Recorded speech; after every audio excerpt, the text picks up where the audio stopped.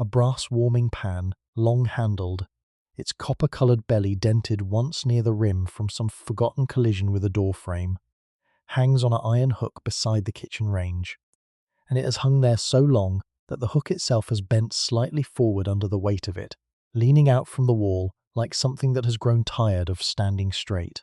That is where we begin tonight. Not with a grand house, not with a famous name, not with any of the things history tends to remember. We begin here, in the kitchen of a respectable terraced house, on a quiet street in Birmingham, England, in the winter of 1878, where the range is still warm and the last of the evening's work is not quite finished. Welcome. Come in if you like. The hour is late, later than it should be, if we are honest, and the house has grown quiet above us. The family is upstairs, moving through their own small rituals, and down here the kitchen belongs, for just a little while longer, to the woman who runs it. She is not the mistress of the house. She is something more practical than that. She is the woman who knows where everything is kept, who noticed 3 days ago that the flannel in the second bedroom was beginning to fray at the hem, who has already ordered more lavender water because the current bottle is down to its last quarter. She is in her middle 30s, though she would tell you her exact age only reluctantly, and she moves through this kitchen with the particular economy of someone who has learned, over many years, that a wasted motion at 11 o'clock at night is a motion you will regret by 6 in the morning. Her name, for our purposes, does not matter. What matters is her work. And tonight, as every night, her work is almost done. Almost. The word almost is doing real labour in this kitchen right now. Almost done means the range has been checked but not yet banked. Almost done means the warming pan has been taken down from its hook. You can see the slight swing of the hook itself, still settling, but not yet filled. Almost done means the gas jets on the upper landing have been turned low but not extinguished, and there is still a faint yellow glow visible under the kitchen door from the hallway beyond, thin as a seam. There is a particular quality to the end of a working day that I find difficult to describe and easy to recognize. It is not tiredness, exactly, though tiredness is certainly present. It is something more like the last few yards of a long walk, when the destination is visible and the body begins, slightly prematurely, to release its held effort. The shoulders drop a fraction, the pace shifts. Not slower necessarily, but differently. The movement becomes less purposeful and more habitual, the hands finding their tasks the way water finds the lowest point, without needing to be told. That is how she moves now. The warming pan will be filled, the range will be banked, the gas will be extinguished, the lavender water will be sprinkled, the flannel will be checked, the tonic will be set out. These things will happen in a specific order, because they always happen in a specific order, and the order itself is a kind of comfort. Not just for the household she tends, but for her. There is something about this that I find quietly extraordinary when I think about it. The ceremony of preparing a house for sleep, not just sleep as a biological necessity, but sleep as something that requires tending, anticipating, constructing, almost the way you would build something. The Victorians, and particularly the women who ran their households, understood this in a way that we have largely lost. Sleep was not simply the absence of wakefulness. It was a destination you prepared for. You built toward it carefully, with warming pans and herbal tonics, and the precise placement of a flannel near a fire, and when you had done all of it correctly, sleep arrived the way a guest arrives who has been properly received, quietly, without fuss, and inclined to stay. The warming pan still sways on its hook, very slightly. The range ticks and settles. Above us, somewhere, a floorboard speaks under a careful footstep, and here, in this kitchen that smells of coal smoke, and the ghost of the evening supper, and something faintly herbal from the pantry shelf, the housekeeper turns from the window where she has been standing for just a moment, just one moment that belonged entirely to her, and she reaches for the warming pan. Shall we follow her? There is a particular kind of darkness that exists only on staircases, not the full darkness of a room with its curtains drawn, and not the half-darkness of a hallway where some light still finds its way under a door. Staircase darkness is something in between, a layered thing, deeper at the top than at the bottom, interrupted at intervals by the faint geometry of a banister, a newel post, the pale rectangle of a landing window admitting just enough of the street's gaslight to remind you that the world outside still exists. Imagine descending that staircase now, not quickly, There is no need for speed at this hour. One hand rests lightly on the wall, not gripping, just touching, the way you might rest a hand on the shoulder of someone walking beside you, for the small reassurance of contact rather than support. The stair carpet, a dark wool in a pattern that was fashionable 15 years ago and has since faded to something more comfortable than fashionable, gives slightly underfoot. Each step has its own particular sound. The third from the top is silent. The seventh creaks, but only at the left edge, and so you step toward the right without thinking about it, because your feet learned this staircase long ago and no longer need to consult you. This is how we arrive in 1878. Not through any dramatic threshold, not with a rush of light or a sudden transformation of the air. We arrive the way the housekeeper moves through her own house, carefully, quietly. One hand on the wall, one foot following the other, our eyes adjusting to each new degree of darkness as we descend. The year settles around us gradually. The smell changes first, coal smoke, denser, and more immediate than anything we are used to, threaded through with something waxy and faintly animal that is the smell of tallow from the candles burned earlier in the evening, now cooling on their holders. Then the sound changes, the absence of anything electrical, the particular quality of a silence that contains only the things silence has always contained. A fire settling, a window frame contracting in the cold, the distant sound of a horse on cobblestones somewhere beyond the garden wall, unhurried, going somewhere that is not here. And then, at the bottom of the stairs, where the hallway opens toward the kitchen, there is light, not much. A single candle on the kitchen table, set in a low tin holder, its flame almost perfectly still in the windless room. And in that light, hands, her hands. She is standing at the kitchen table, with her back half turned, and her hands are doing what they will do many more times before this night is finished. They are trimming a wick. The small scissors, slightly blackened at the tips from years of this same task, open and close with a soft, precise sound. A tiny curl of charred cotton falls to the table. The flame, freed of its excess, steadies and brightens almost imperceptibly, and the shadows in the corners of the kitchen shift and resettle, as if they too have been waiting for this small correction. We are here now. The night is just beginning its long, careful work. The kitchen range is a Leamington No. 4, a cast-iron affair, broad-shouldered and black, occupying the better part of the chimney wall, the way a reliable piece of furniture occupies a room. So completely, and for so long, that it has become less an object than a fact. It was here when she arrived at this house 6 years ago. It will almost certainly be here long after she has gone.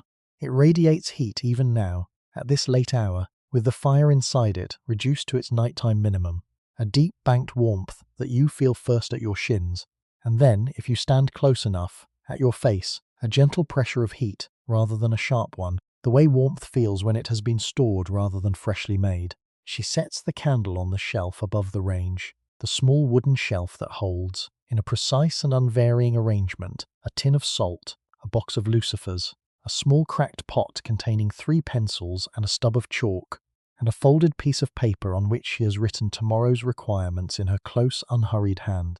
The candlelight touches all of these objects and makes them briefly important, the way candlelight always does, conferring a kind of significance on whatever it finds. She does not look at the paper tonight. She knows what is on it. What she listens to is the range. Because the kitchen at this hour is primarily a place of sound. Not loud sound. Nothing in this kitchen at this hour is loud, but layered sound, the kind that only becomes audible when everything else has gone quiet. There is the fire behind its iron door, which produces a low and complex murmur, like a conversation happening in another room. The individual words inaudible, but the general sense of it clear enough. Alive, contained, waiting. There is the occasional tick of the iron itself, the range expanding and contracting with temperature in a slow, arrhythmic way, a sound like a fingernail tapped once against a tabletop, then silence, then again from a slightly different location, as if the range is making small adjustments to itself throughout the night. And beneath both of these, almost below the threshold of hearing, there is the faint movement of air through the flue, a breath-like sound, measured and slow, the range drawing in just enough of the kitchen's air to keep itself alive. She stands and listens to all of this for a moment before she begins. This is not something she would describe as a habit, if you asked her. She would say she is simply checking the fire, reading its condition before she acts on it. the way you read the sky, before deciding whether to take an umbrella. But there is something in the quality of her stillness that suggests it is more than that. Something in the way her head tilts very slightly to the left, the better to hear, and the way her hands are completely at rest at her sides, not fidgeting, not preparing for the next task. That's just this particular 30 seconds belongs to her, in a way that the rest of the evening's work does not. She opens the small iron door. The sound that emerges is not dramatic. It is not the crackling of an open fire or the rush of flames finding new fuel. It is that same low murmur, slightly louder now, slightly more present, and underneath it a new sound, a very faint and delicate one, like the sound of paper being slowly crumpled somewhere far away. This is the sound of the coals themselves, the surface of them cooling and fracturing in infinitesimal ways, the slow structural collapse of something that has already given most of what it had to give. She has heard this sound so many hundreds of times that it no longer strikes her as remarkable, but it is remarkable if you have not heard it before.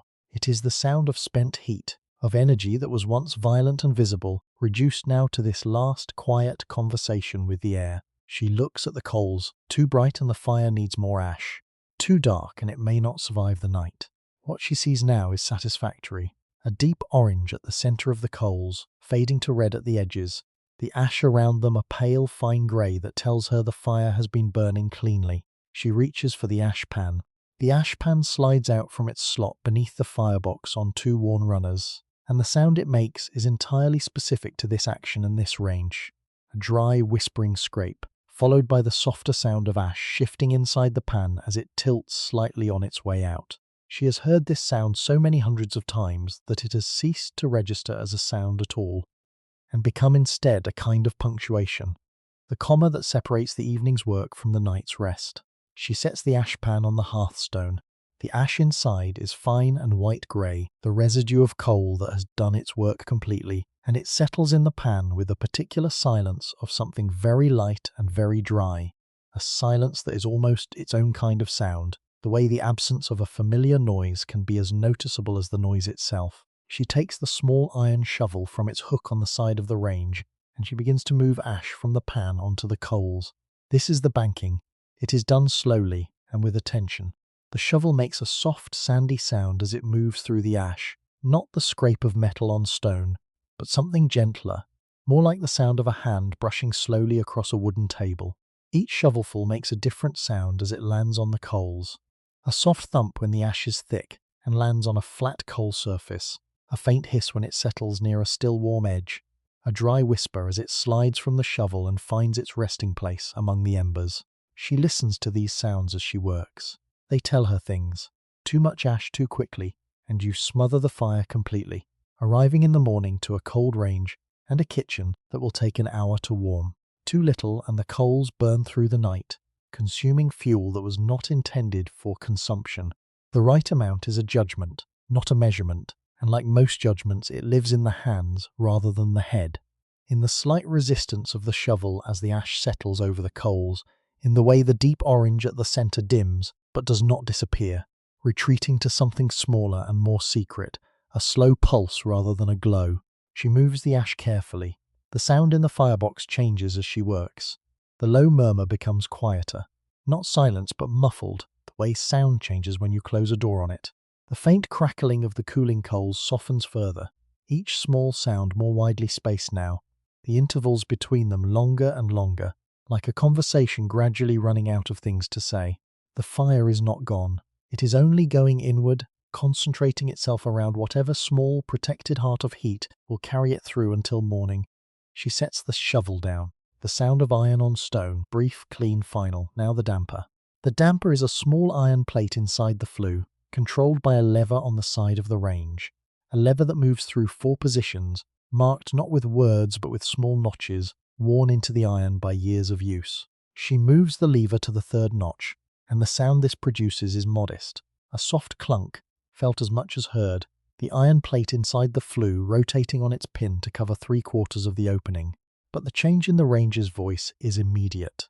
The breath-like sound of air moving through the flue, that slow, measured draw she has been listening to all evening without quite registering it, contracts. It does not stop. It narrows, the way a river narrows where the banks close in, becoming not slower exactly, but more concentrated, more deliberate. The murmur of the fire behind the door drops another degree. She stands and listens to the new configuration of sounds. The quieter draw, the more widely spaced ticking of the iron, the barely audible conversation of the coals, and confirms, in the way she always confirms it, not with a thought but with a feeling of rightness, that the range is where it should be for the night. It is right. She closes the small iron door. The click of the latch is clean and final, a small, precise sound in the quiet kitchen, the kind of sound that seems slightly louder than it is, simply because everything around it has grown so still. She straightens, and for a moment, just a brief one, lasting perhaps 3 or 4 seconds, she stands with her back to the room and her face toward the range, not doing anything in particular, simply present in the warm air and the quiet. The range breathes. That is the only word for it, really. It breathes. The sound coming from behind that iron door now is so slow and so rhythmic and so quiet that it genuinely resembles breathing, the long, unhurried breath of something deeply asleep, the rise and fall of it barely perceptible. There and then not there and then there again. She has worked beside this range for 6 years. She has heard it make this sound on every winter night of those 6 years. And still, on some nights, on nights like this one, when the kitchen is particularly still and the street outside has gone quiet, and there is nothing to compete with the range's nighttime voice, she finds herself listening to it with something that she would not call wonder, because she is not a woman given to wonder, but that resembles it closely enough. What stays with me, thinking about her standing there in that warm kitchen, with the range breathing behind its door, is how much of the night's comfort was sound before it was anything else. Before the warmth reached you, you heard it. Before the bed was warm, you heard the coals shifting in the warming pan on the stairs. Before sleep came, the house spoke to you in its nighttime register. Lower, slower, the ticking and breathing and settling of all its heated things gradually finding their resting pitch. The Victorians did not have the word for it. Soundscape was not yet a word anyone used. But they understood the concept in their bodies, the way we understand most true things without needing to name them. She turns from the range. She picks up the warming pan from where it waits on the table, its long handle cool in her hand, the pan itself gently warm from its evening beside the range. She opens its hinged lid. She reaches for the tongs, 3 coals. She selects them by eye and by sound, tapping each one lightly with the tip of the tongue to hear whether it rings with retained heat or responds with the dull thud of something already spent. The ones she chooses ring. She places them in the belly of the warming pan, and they settle against the curved interior with a sound like a very quiet sigh, shifting against each other until they find their arrangement, and then going still. She closes the pan's lid with a soft, definitive click. She picks up the candle from the shelf. The range ticks once behind her, slowly, as she moves toward the door. She does not look back. The warming pan is older than the house. She knows this the way she knows several things about the objects in her care. Not from being told, not from any document or record, but from the evidence of the object itself, which speaks, if you know how to read it, with considerable clarity. The dent near the rim, for instance. That particular inward crease in the copper, smooth-edged and old, suggesting an impact that happened long enough ago that the metal has had decades to settle into its new shape and accept it. The handle, turned from a single piece of ash wood, worn not just at the grip but along its entire length, the grain of the wood raised slightly where untold thousands of palm passes have removed the softer material between the harder lines, leaving a surface that is less like wood and more like something between wood and skin.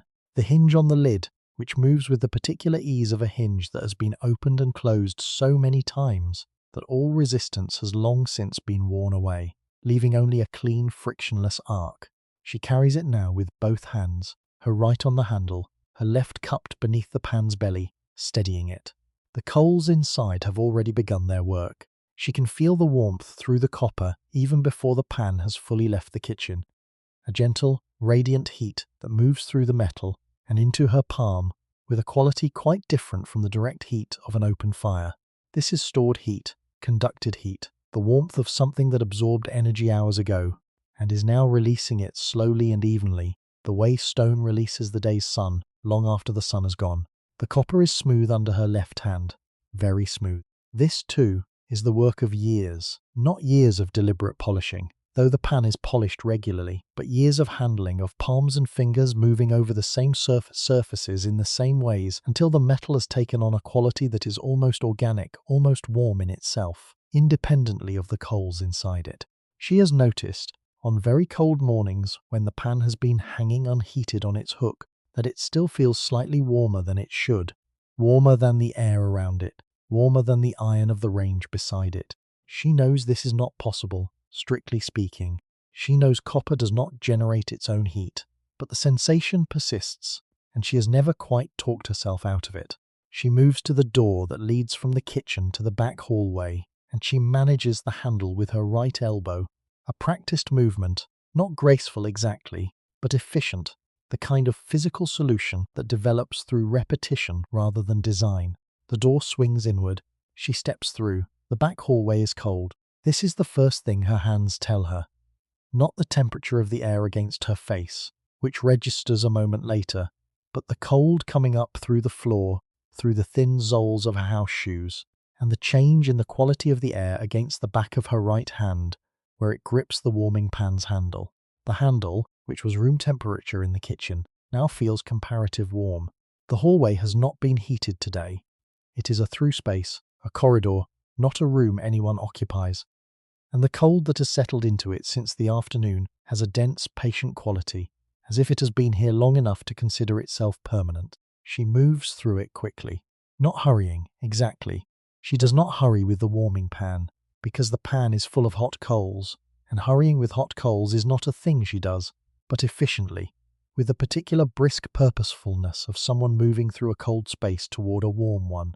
The pan sways very slightly with each step, and she compensates for this automatically, her wrist adjusting the angle of the handle to keep the pan level, the coals inside shifting just fractionally, and then resettling with that quiet sound, that barely audible rearrangement of small warm stones.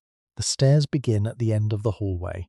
She pauses at the bottom and transfers the candle, which she has been carrying in her right hand alongside the warming pan's handle, gripped between two fingers in the slightly precarious way that this particular maneuver has always required, to the small ledge of the newel post, where it will wait for her to collect it on her way back down. She has done this so many times that she trusts the ledge and the candle to manage themselves. They always do.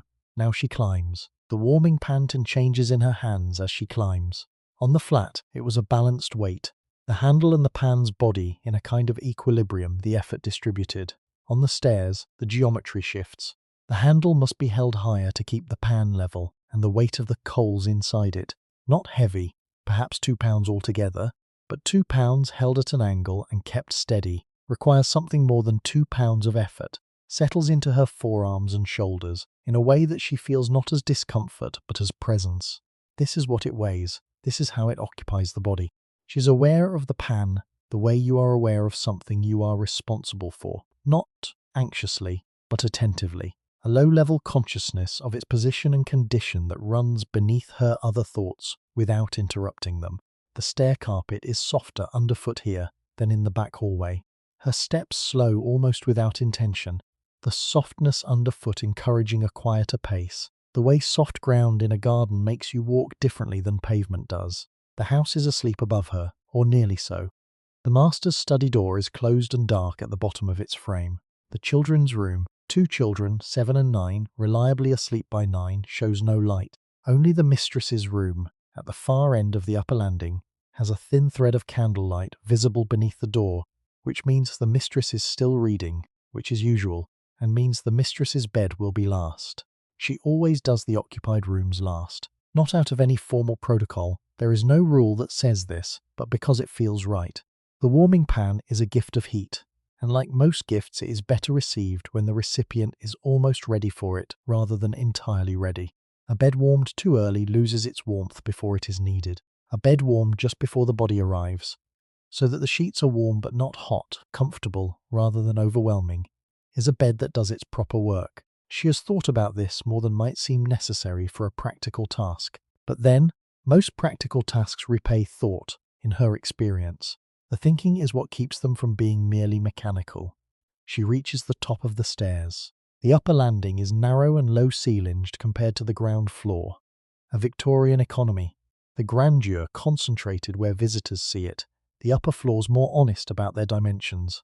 The floorboards here are bare except for a narrow runner of carpet down the centre. And she steps onto the runner automatically, her feet finding it without her needing to look down. The boards on either side of the runner creak easily. The runner itself is solid. She knows this. Her feet know it before she does. She moves to the first bedroom door, the spare room, used only when family visits, which is rarely, and opens it with the handle turned very slowly, the latch withdrawing from its plate with a sound she keeps as quiet as possible, out of a habit of quietness that has nothing to do with waking anyone, since no one is in this room, but everything to do with how she moves through a house at night. The spare room is cold, colder than the landing, even.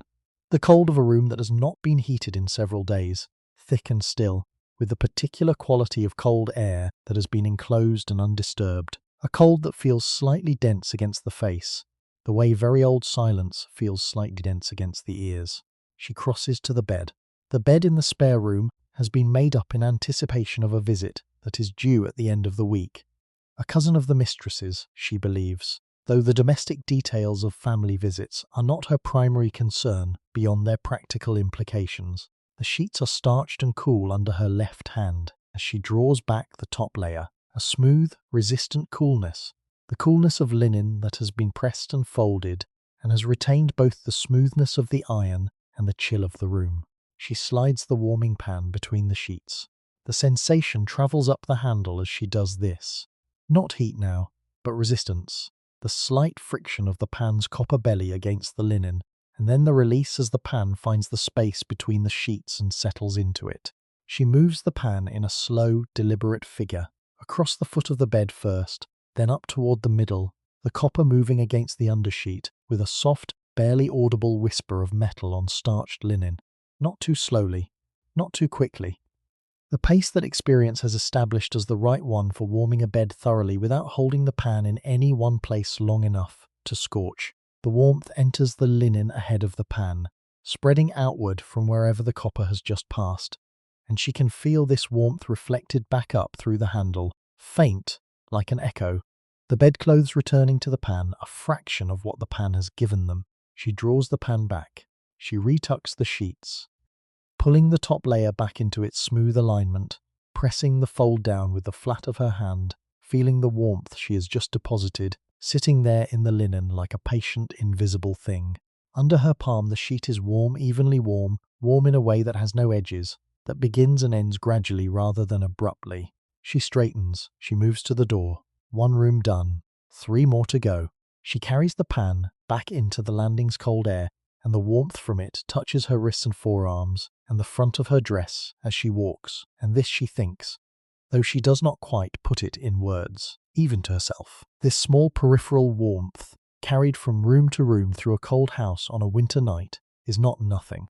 It is not nothing at all. The gas was laid on in this house 4 years ago. She remembers the installation with some clarity, not fondly exactly, because the installation involved 3 days of workmen in the hallways and a persistent smell of disturbed plaster and pipe jointing compound that took nearly a week to fully dissipate, but with a kind of retrospective appreciation for what came after.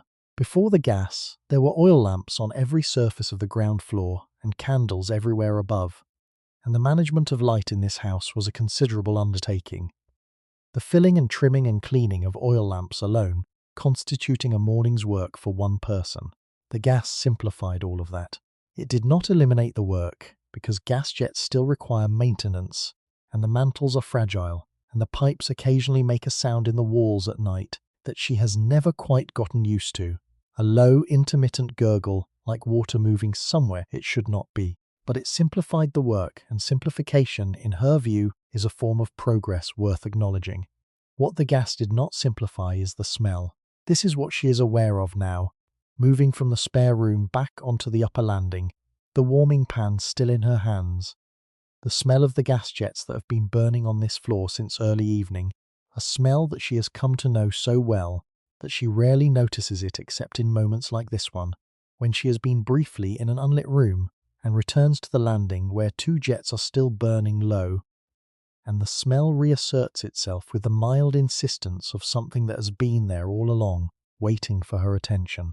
It is difficult to describe precisely the smell of coal gas in a Victorian house because it is not a simple smell. It is a compound thing, layered, the different elements of it arriving at slightly different moments as the nose adjusts. There is, at the top, something almost sulphurous, sharp and quick, the first thing you notice, gone almost immediately as the nose adapts to it. Then, beneath that, something heavier and more persistent, a mineral smell, slightly oily, with a quality that is not quite unpleasant but is never quite pleasant either, sitting somewhere in the middle register of odour in the way that certain familiar smells do, neither welcomed nor rejected, simply known. And underneath all of this, if the jet has been burning for some time and the room is not well ventilated, a faint undertone of warmth, not the smell of heat itself, which has no smell, but the smell of things that have been warm for a long time, of plaster and wood and fabric that have absorbed the jet's heat through an evening and are now releasing it back into the air in a slow, mild exhalation. She moves to the first jet. The upper landing has two gas jets, one at each end, mounted on small iron brackets that extend from the wall at roughly height. Each jet covered by a small glass shade in a pale amber that turns the light a warm yellow-brown, the colour of weak tea held up to a window. The shades are a practical choice. They protect the flame from drafts and soften the light to something more suitable for a bedroom landing than the harder, whiter light the naked jet would produce.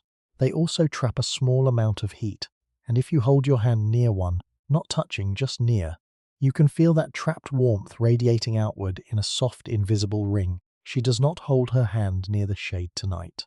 She reaches past it, to the small brass tap on the pipe below the jet, a tap no larger than her thumb, its surface slightly greasy from years of being turned with fingers that have been doing other things, carrying faint traces of lamp oil and coal dust, and the lanolin from the wool she handles daily. The tap turns with a smooth resistance, a quarter turn counterclockwise. She can feel the precise point where the gas flow begins to narrow, a barely perceptible change in the tension of the tap, and then a further quarter turn where the flow reduces to almost nothing, and the flame above the shade contracts from its low-burning orange to a pale blue thread, thin as a hair, trembling slightly in the air disturbed by its own reduction. She watches the flame for a moment, just a moment.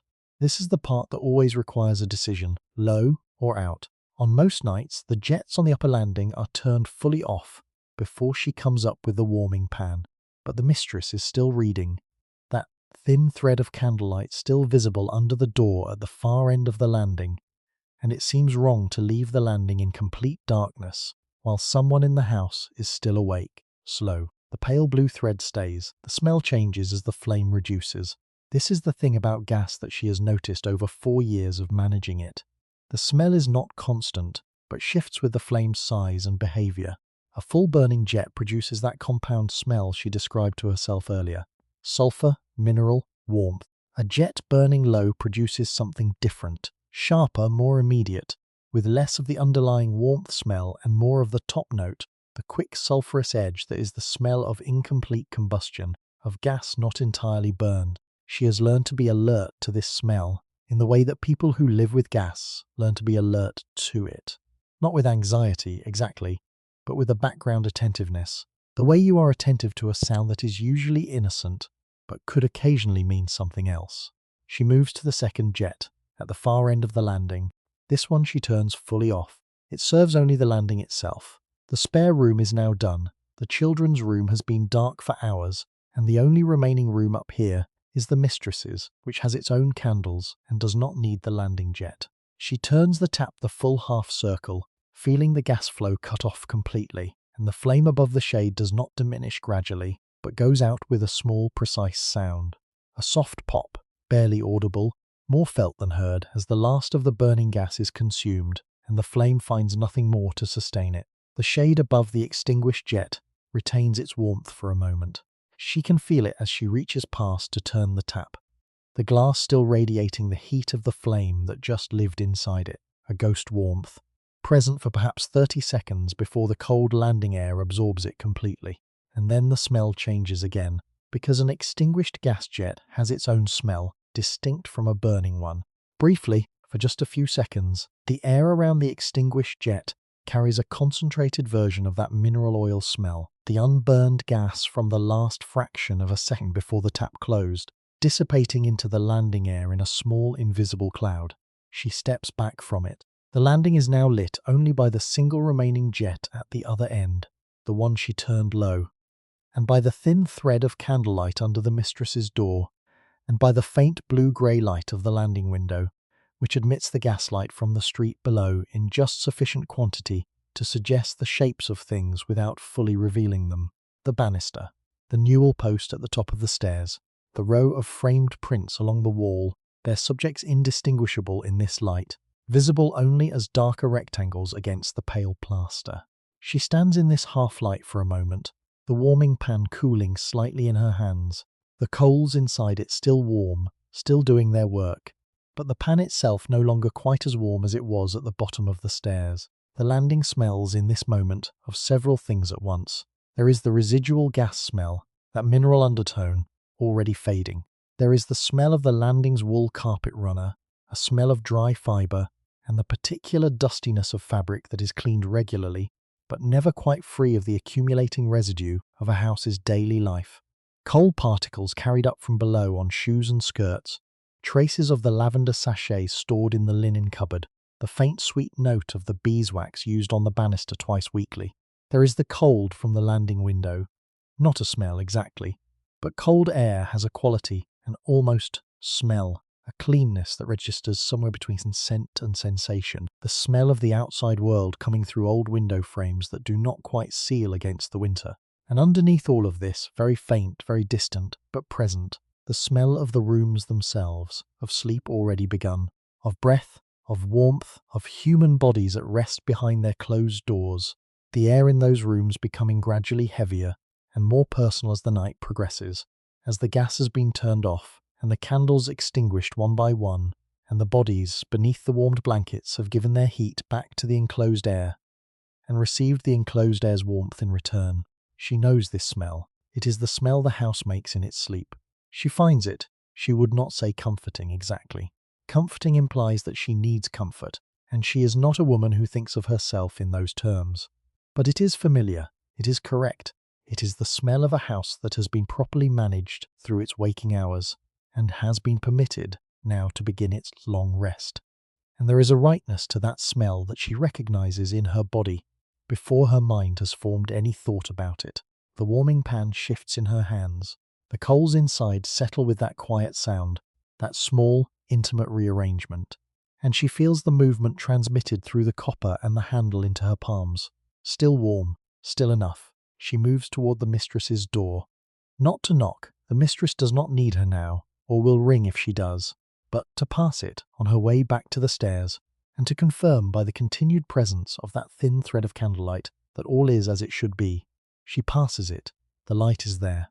She pauses for just a moment, long enough to hear, not to listen, just to hear, the faint sound of a page turning inside the room, a dry, papery whisper through the door, barely audible, entirely ordinary, and somehow exactly right.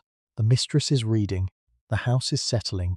The landing smells of gas and wool and cold air, and the last of an evening's warmth. She turns back to the stairs. The children's room is the easiest room in the house to put right at night. Not because children are tidy. They are not, particularly, and the evidence of their untidiness is visible even now in the low light she brings through the door with her candle. A wooden horse on its side near the window, one leg pointing at the ceiling with a kind of arrested urgency. A small boot, just one, sitting in the middle of the floor, for reasons that were probably logical at 7 o'clock, and are now opaque. A book open face down on the windowsill, its spine bent back at an angle that would make a librarian wince. These things she notes and does not touch. Her task in this room is not tidying, that is a morning task, but checking, and the particular checking this room requires is of a specific and practical kind. She holds the candle higher. Both children are asleep. She can see this from the doorway. The two beds arranged against the far wall, the humped shapes of the children beneath their blankets, one of them turned away from her, a curl of dark hair visible above the edge of the blanket, one of them on their back, one arm flung out to the side with the absolute, uncalculated abandon of a sleeping child. The room is warm, warmer than the landing, the residual heat of the evening fire still present in the air, and she can see the faint glow from the small grate in the corner, where the nursery fire has been banked by the nursemaid earlier in the evening. She enters quietly. Her first task here is the fire, a quick check, the same reading of coals and ash she performed in the kitchen below, though briefer, the nursery fire a smaller and simpler affair than the kitchen range. She crosses to it, holds the candle low, confirms with a glance and a moment of listening that it is banked correctly, that the damper is at its nighttime setting, that the ashpan does not need attention. It does not. The nursemaid has done this properly. She straightens. And now the beds. She moves to the nearer one. The older child's, the 9-year-old, the one with the arm flung out. And she does something that she does in this room every single night without variation. Something that the family has never commented on because they have never noticed it.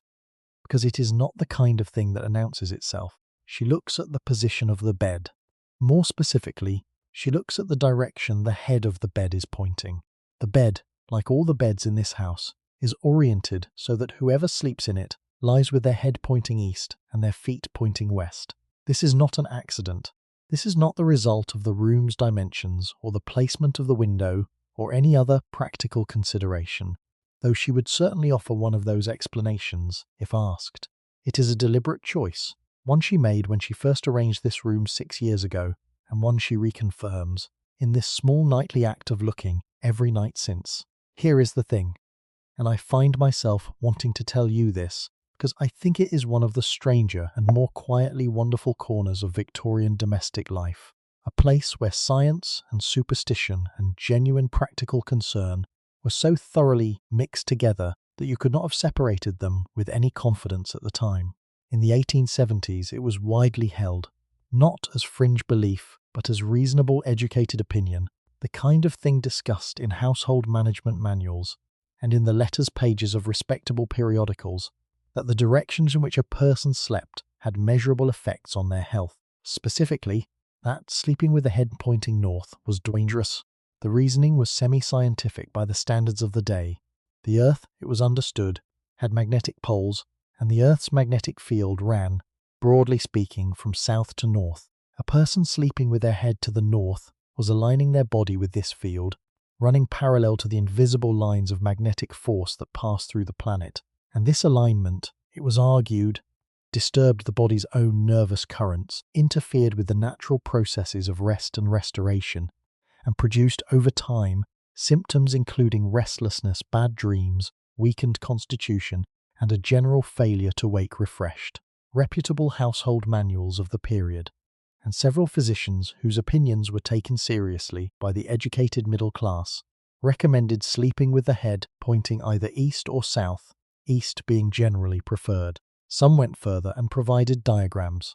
Actual diagrams, in published books, showing a figure in a bed and compass points around them, the northern orientation marked with cautionary language. She is aware of all of this, not because she has read the manuals, though she has, or at least the relevant sections, but because she arrived at this conclusion partly on her own, from years of paying attention to who slept well and who did not in the houses she has managed, and from the conversations she has had, over the years, with other women in her position.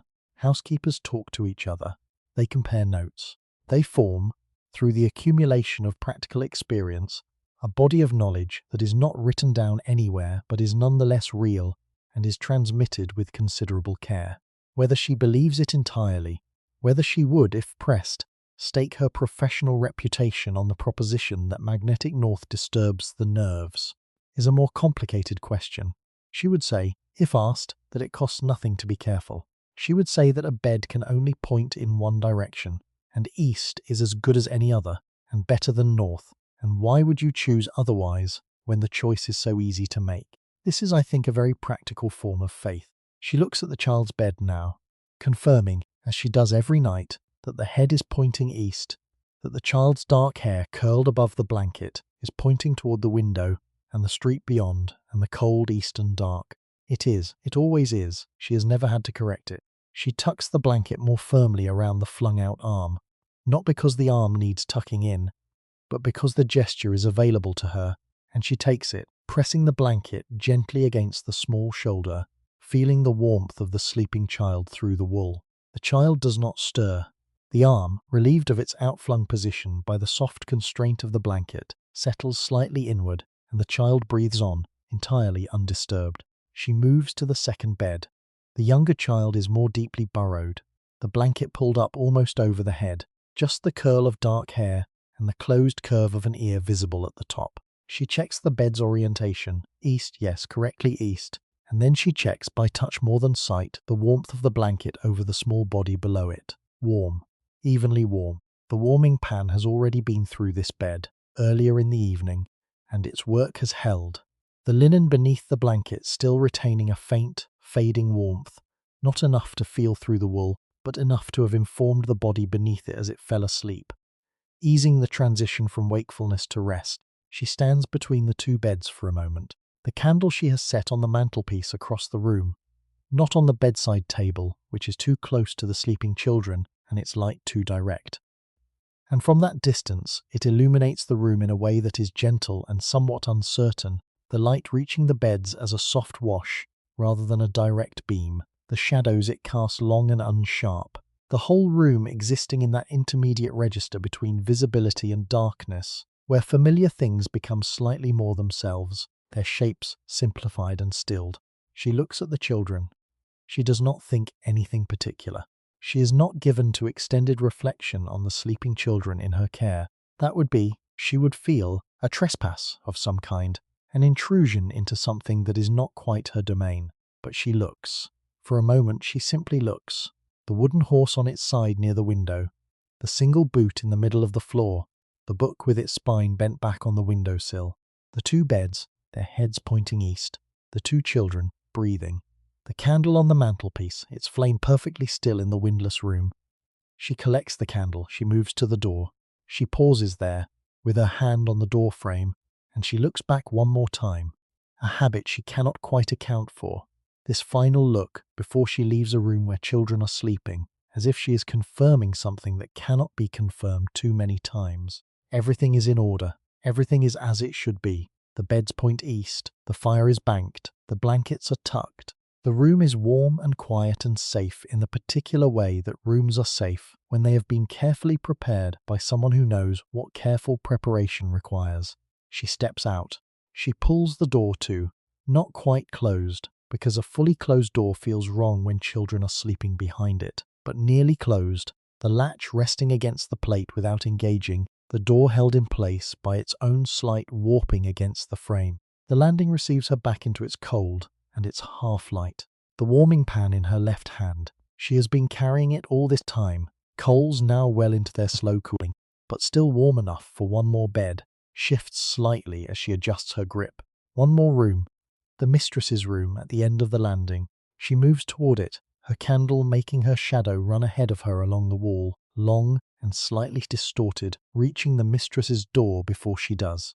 The small green glass bottle lives on the second shelf of the linen cupboard, between a folded pillowcase and a square of oilcloth that has been there so long its original purpose has been forgotten. The bottle is not quite full.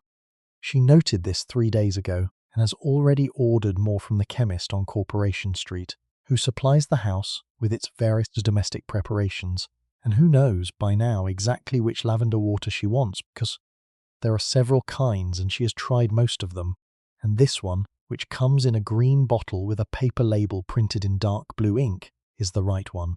Not the strongest, not the most expensive, the right one. She takes it from the shelf now, holding it up briefly to the candle to confirm the level. Yes, enough for tonight, enough for the 2 remaining beds, and perhaps a little over. And then she carries it with her to the mistress's room, where she will begin. The mistress's room is the largest bedroom in the house, occupying the full width of the back of the upper floor, its 2 windows looking out over the small garden below and, beyond the garden wall, the backs of the houses on the next street, their windows mostly dark now, a few still showing the faint warmth of candlelight or the slightly cooler blue of gas turned low. The room has a fireplace, larger than the nursery's, with a proper iron surround and a mantel on which several objects are arranged with a precision that is the mistress's own, and which the housekeeper respects scrupulously, replacing each object in its exact position after dusting, which requires a quality of attention that she considers neither unusual nor burdensome, simply correct. The fire in this room was banked an hour ago, when she came up to turn down the bed. The room is warm, warmer than the landing, warmer even than the nursery, because the mistress has always preferred warmth, and the fire in her room is maintained at a higher level than the others through the evening. The air has the particular quality of air in a warm, enclosed room that has contained a person for several hours. A slight thickness, a slight heaviness, not unpleasant, but not quite the clean cold of an unoccupied room either. The smell of it is human and domestic, in a way she could not specify further than that, even if she tried. It is the smell of this room. She knows it the way she knows all the room's smells, not by analysis, but by familiarity, the way you know a person's voice, without being able to describe what makes it distinctive. The bed has already been warmed. She came through here with the warming pan 40 minutes ago, before the children's room, because the mistress's bed is larger and takes longer to warm, and because the mistress, unlike the children, will be getting into it soon, and not at some indeterminate point in the past. The sheets are turned back in the way the mistress prefers. 1/3 down, the fold precise, the top sheet, and the first blanket turned together so that the edge is a clean double layer rather than two separate edges that can come apart untidily in the night. She sets the candle on the dressing table. She opens the green bottle. The smell arrives before anything else. Before she has even raised the bottle toward the bed, before she has tilted it to wet her fingers in the way she is about to, the lavender rises from the open neck of the bottle and into the warm air of the room, and she breathes it in, and there is no better word, correct. This is the smell that this moment is supposed to have. This is the smell that this ritual has always had, will always have. The smell against which all other versions of this moment are measured and found either right or lacking. She does not think about lavender's history as she opens the bottle. She is not thinking in any discursive way at all. But the smell does what smells do. It reaches past thought entirely and touches something older and less verbal, a recognition that is physical before it is cognitive, the body knowing the smell as safe and associated with sleep and rest before the mind has time to form an opinion on the matter. The history, though, is worth knowing. Lavender has been used in European bedchambers for at least 500 years by the time she stands here in this Birmingham bedroom in the winter of 1878. The Romans brought it to Britain, or so the story goes, though the precise botanical history is more complicated than that, and it has remained, through every upheaval of fashion and medicine and domestic practice, a constant. Tudor housewives sewed dried lavender into mattresses.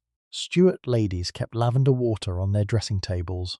Georgian housekeepers, the predecessors of the woman standing in this room right now, performing this same ritual in houses not unlike this one, sprinkled lavender water on their linen with bottles not entirely unlike the green one in her hand.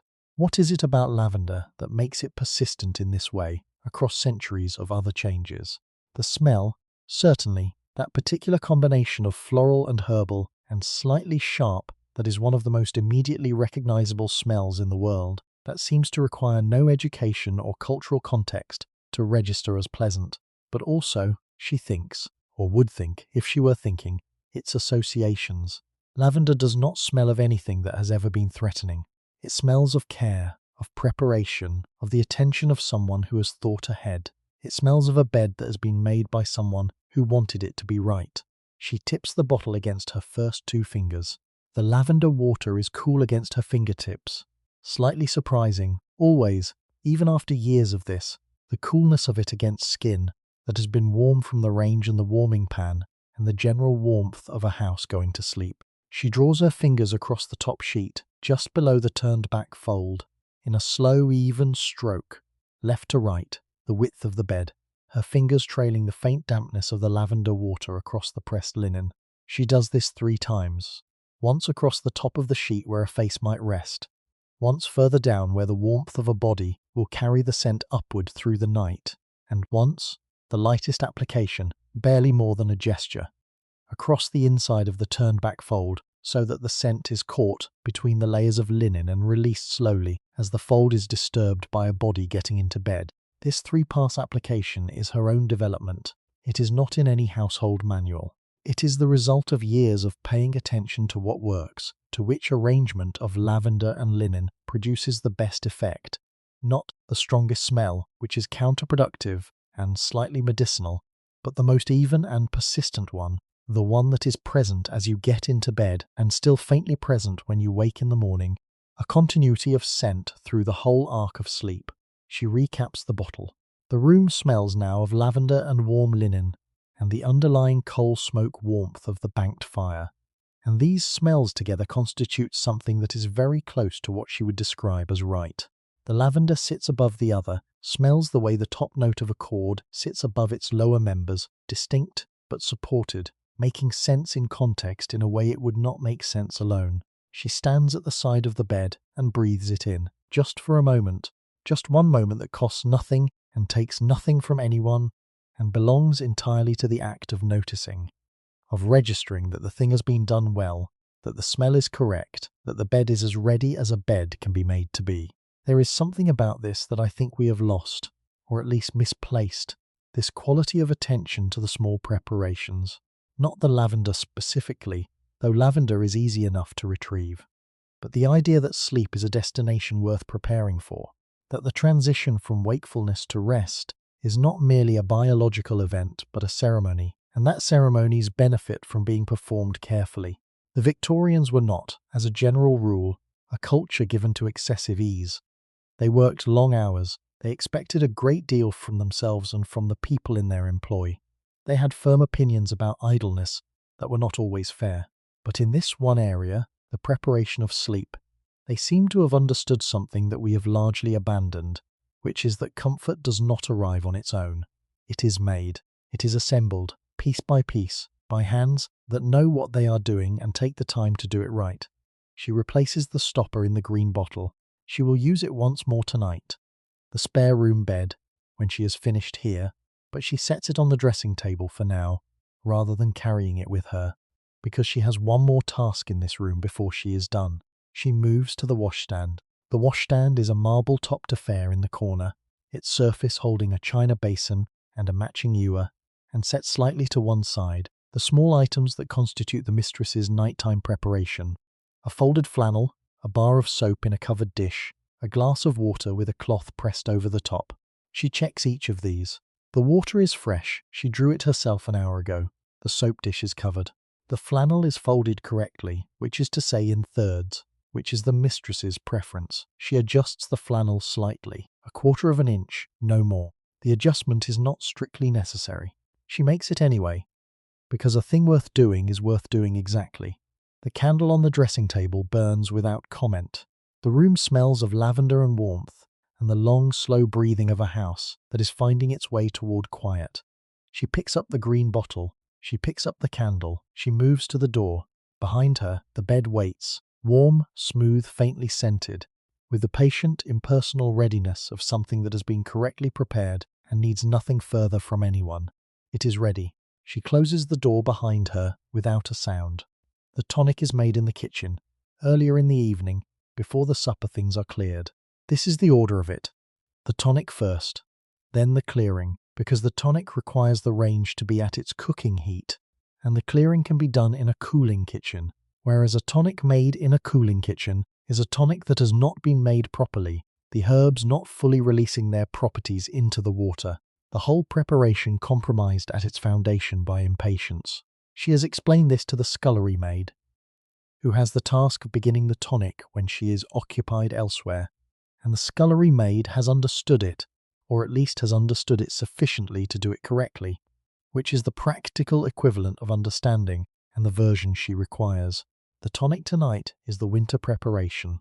There are two versions, a summer one and a winter one, and the difference between them is not merely seasonal sentiment but practical chemistry, or what passes for chemistry in a household kitchen in 1878. The summer tonic is lighter, chamomile primarily, with a small addition of lemon balm from the garden when the garden is producing it, and a scraping of dried valerian root that she keeps in a blue ceramic jar on the third shelf of the pantry. The winter tonic adds to this foundation a quantity of dried hops, the kind used in brewing, which she sources from a supplier in the market and which come in paper packets that smell, when opened, of something between hay and earth and the inside of a very old wooden barrel, and a spoonful of honey, dark and thick, from a pottery jar that is replaced every 6 weeks from the same beekeeper who supplies 2 other households on this street. The result is a liquid that is, she would be the first to admit, not delicious. It is warm, which is in its favour, and it has a smell that is not unpleasant. The chamomile providing the top note, floral and slightly apple sweet, the valerian adding something more complex and harder to place beneath it. An earthiness with an almost sharp edge, like the smell of a root vegetable just pulled from the ground. The hops add a bitterness that the honey moderates but does not eliminate, and this bitterness is, in her view, a feature rather than a deficiency, a signal to the body that this liquid is medicine, that it is to be taken seriously and not dismissed as mere pleasantness. The taste is something she knows from having tasted it herself, once, years ago, in a different household, when the cook there made a version of it and pressed her to try it. And she did, because she is not a woman who refuses to try things on principle, and the experience was instructive. The chamomile arrived first, mild and slightly sweet, the flavour you expected from the smell. Then the honey, coating the middle of the tongue with a thickness that was not unpleasant, a warmth that moved down the throat with a quality almost like weight, like something settling. And then, at the back, the valerian and the hops together, the bitterness and the earthiness arriving simultaneously, making the throat contract very slightly, not painfully but perceptibly, in a way that made you swallow completely and deliberately rather than incidentally. She had slept, that night, with a depth she did not entirely attribute to the tonic, but she had noted the correlation. She carries the tonic now from the kitchen, where it has been sitting in a small covered saucepan at the back of the range, keeping warm without continuing to cook, in the vessel in which it will be presented, which is a china cup on a china saucer, both from the household's second set, the everyday one, not the good one. The cup is white with a thin band of blue at the rim, and she has covered it with a small square of folded cotton, not the cloth intended for this purpose, which is in the linen press, but an improvisation, a clean piece cut from an old pillowcase that has developed a small tear along one seam and been retired from service. She keeps several of these repurposed pieces for exactly this kind of task, because waste is not something she practices even in small matters, and a piece of clean cotton that can no longer be a pillowcase can still be many other useful things. The tonic steams very slightly beneath its cotton square as she carries it up the stairs. She can smell it as she climbs. That compound herbal smell rising through the cotton and into the staircase air, chamomile and honey, and underneath them both the more insistent note of the valerian, which has a way of rising through other smells and asserting itself quietly but unmistakably, the way a persistent person makes themselves known in a room without raising their voice. She knows the smell so well by now that it has become one of the house's nighttime signifiers, one of the olfactory markers that tells her body, along with the banked range and the turned low gas and the lavender on the linen, that the evening is progressing correctly, that each thing is happening in its proper order. She goes to the mistress's room first. The mistress takes the tonic every night without exception. This was not always the case.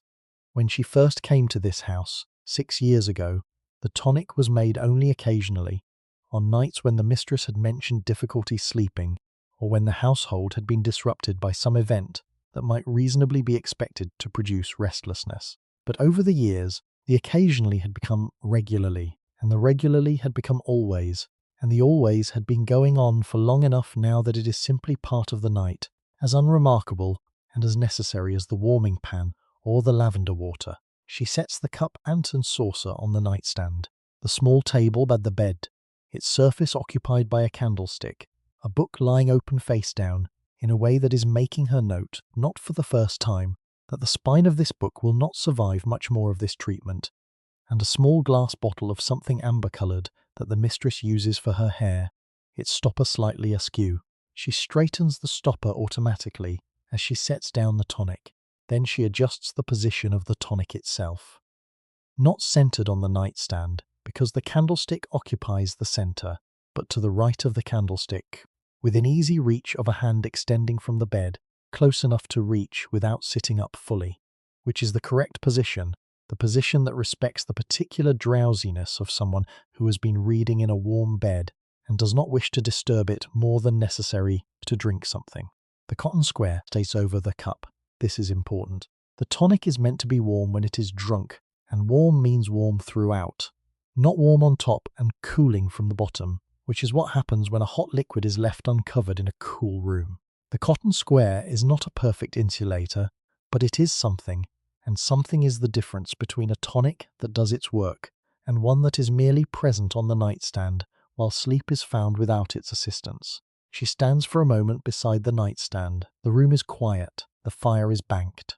The lavender she applied 20 minutes ago is still present in the air, slightly less immediate now, settled into the background of the room's smell the way a musical note settles into a chord. The bed waits with its turned back sheets. On the nightstand, beneath its cotton square, the tonic steams so slightly that the steam is barely visible, just a faint movement of the air above the cotton, a trembling of the candlelight's reflection on the cup's white surface, a ghost of heat making itself known. She thinks briefly about what is in it. Not with the precision of a chemist. She has no training in chemistry, and would not claim any, but with the practical knowledge of someone who has prepared this mixture many hundreds of times and has paid attention to its effects. Chamomile she trusts completely. It is the most reliable of the sleep herbs, the gentlest, the one least likely to produce any effect other than the one intended. The lemon balm in summer adds a brightening quality that she finds pleasant in the warmer months when sleep is harder and a little lightness in the tonic seems appropriate. The valerian she respects rather than trusts.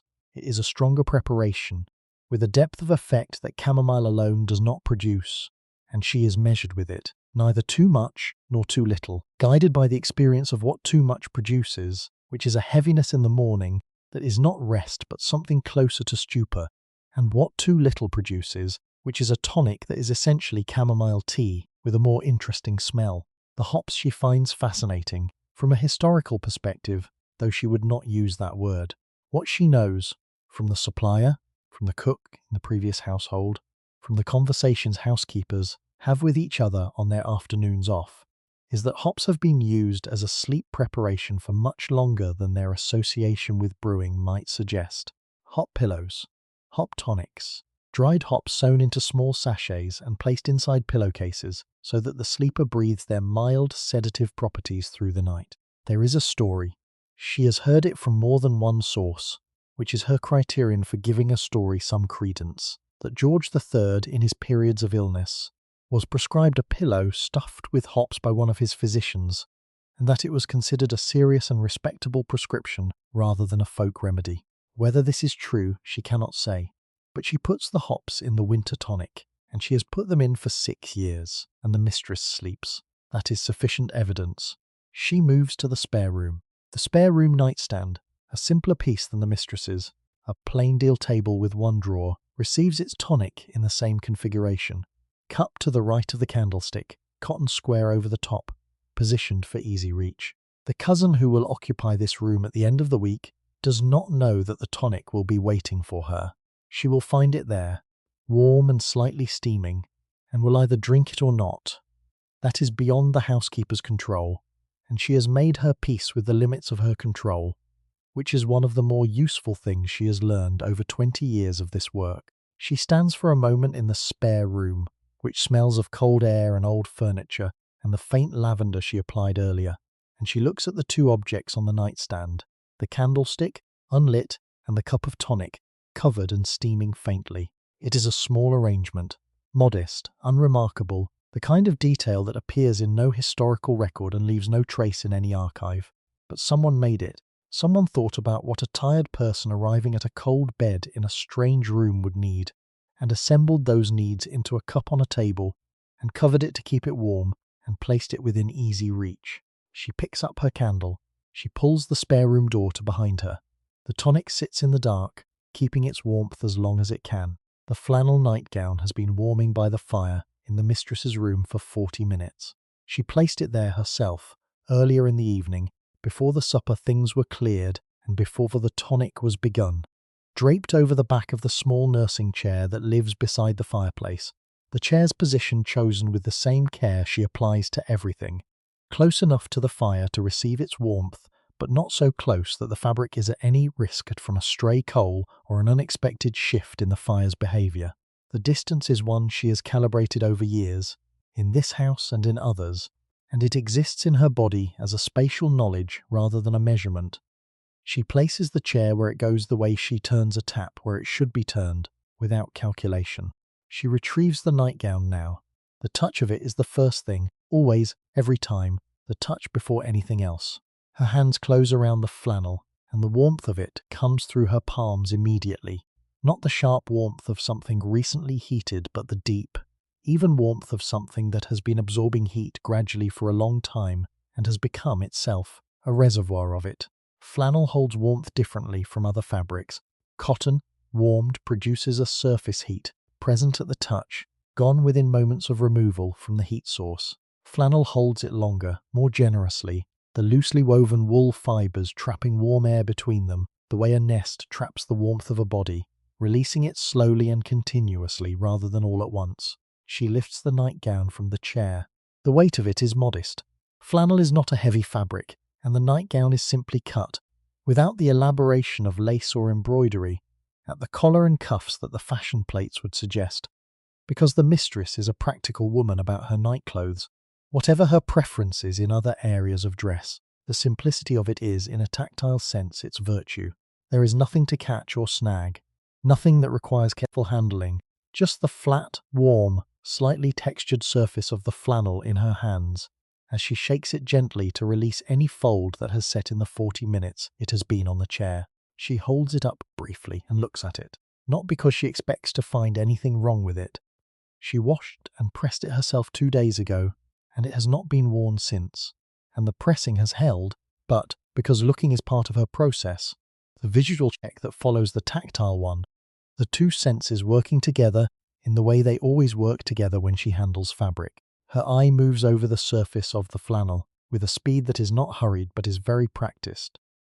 Collar, front placket, sleeves, hem, confirming in a few seconds what her hands confirmed in the moment of lifting it from the chair. It is right. The flannel is a particular shade of cream, not white, which is too demanding, too quick to show the grey of repeated washing, but cream, which ages more honestly and wears more gracefully. The fabric's natural colour and the mild discoloration of use finding a working arrangement over time, rather than being in constant conflict. She has strong opinions about the correct colours for night clothes and bed linen. These opinions are not widely shared, except by other housekeepers, and she does not air them in general company, but she holds them with quiet conviction. She folds the nightgown, not the flat fold for storage, that would undo the warmth she has been accumulating in it for 40 minutes, pressing the warm layers against each other and trapping the heat between them, yes, but also changing the nightgown from a ready thing into a stored thing, and it is not a stored thing right now, it is a ready thing. She folds it instead, in the way it will be laid on the bed, loosely, with the collar at the top and the body of it folded once, so that it can be picked up and shaken out and put on in a single movement, without searching for the neck or orienting the sleeves in the dark. This fold she has done so many thousands of times that her hands perform it without instruction, the fabric moving through a sequence of positions that ends in the configuration she wants, before she has consciously directed any of it.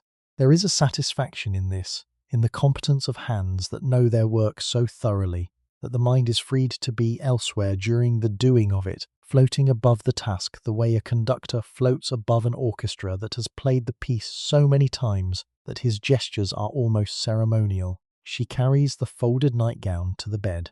The bed surface, smooth, slightly cool now that the warmth of the warming pan has begun to dissipate toward the edges of the sheets, receives the nightgown near the foot, where she places it with a small, deliberate movement, setting it down rather than dropping it, the distinction between the two being one of attention rather than consequence. She smooths the top of the fold with the flat of her hand, a single stroke, left to right, feeling the warmth still present in the upper layers of flannel. Still warm.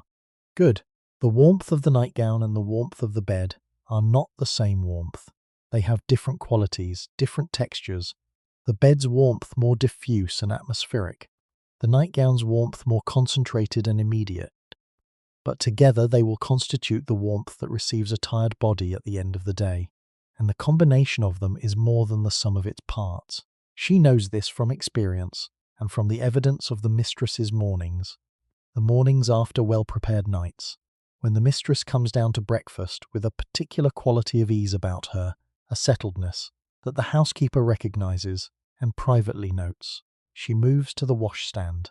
The flannel at the washstand is a different thing entirely from the flannel nightgown, smaller, rougher, a utility cloth rather than a garment, its texture more assertive, the weave tighter and the surface correspondingly less soft.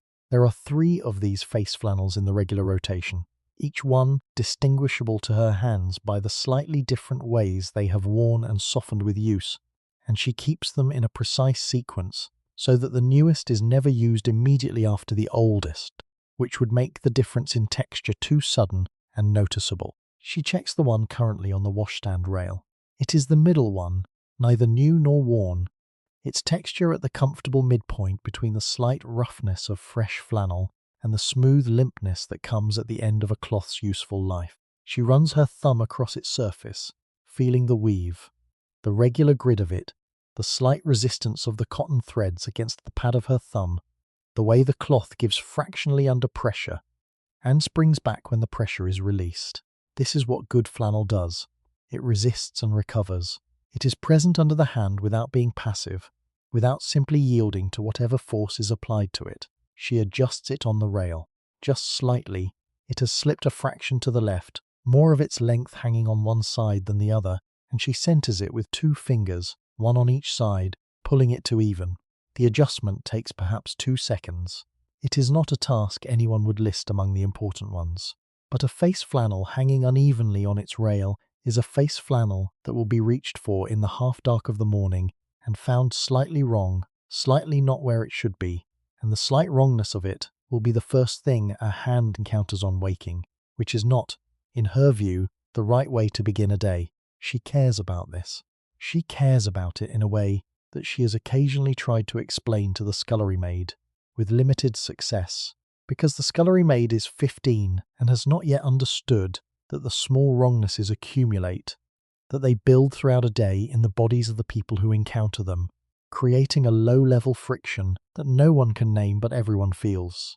The evenness of a flannel on its rail, the straightness of a stopper in its bottle, the precise placement of a cup of tonic within easy reach of a hand that should not have to stretch for it. None of these things is important alone. Together, they constitute the difference between a house that feels right and a house that merely functions. This is her work. Not the dramatic version of it, not the managing of crises, the marshalling of resources in an emergency, the kind of competence that announces itself and receives acknowledgement. The other version. The version that is invisible precisely because it is done well, that leaves no evidence of itself except an absence of friction. A household that runs without apparent effort, because the effort has been correctly distributed through 1,000 small attentions at 1,000 small moments, most of them at the end of the day when no one is watching. She turns from the washstand.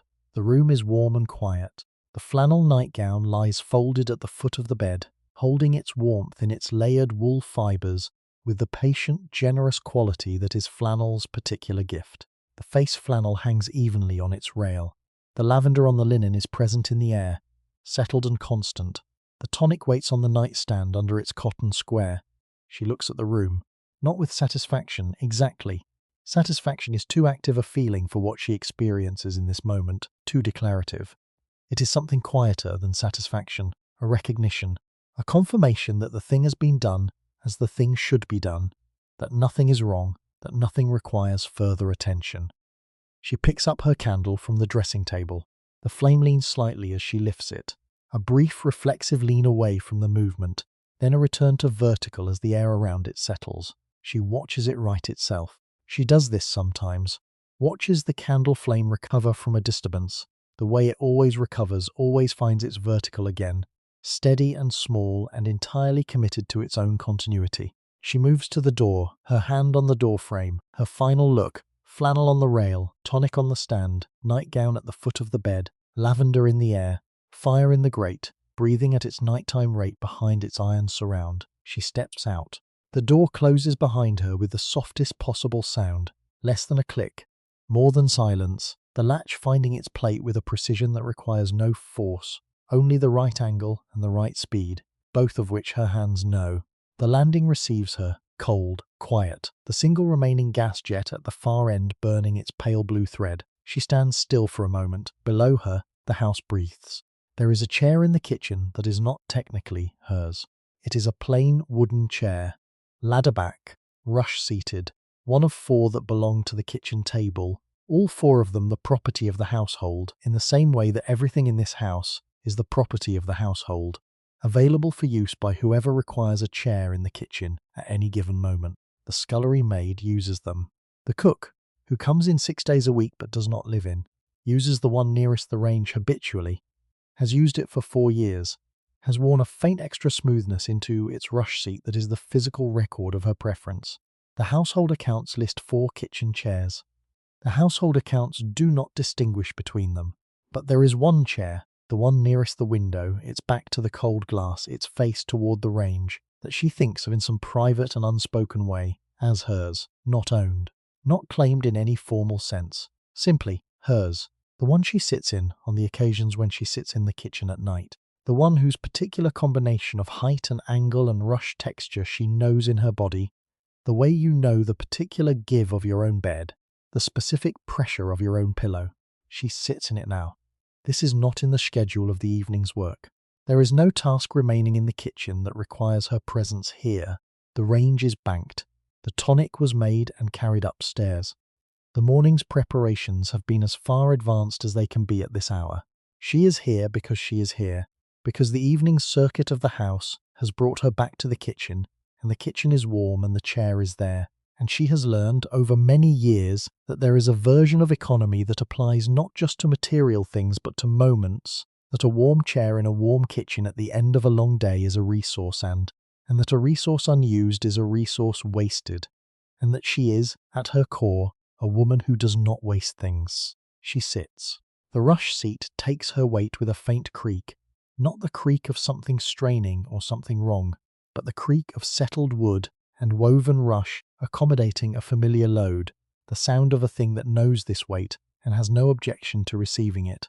Her back meets the ladder rungs of the chair back, and she allows herself, just fractionally, to lean into them, not a slump, not an abandonment of posture, but a slight easing, a degree or 2 of release from the uprightness that the evening's work requires, a concession to the lateness of the hour. She is very still.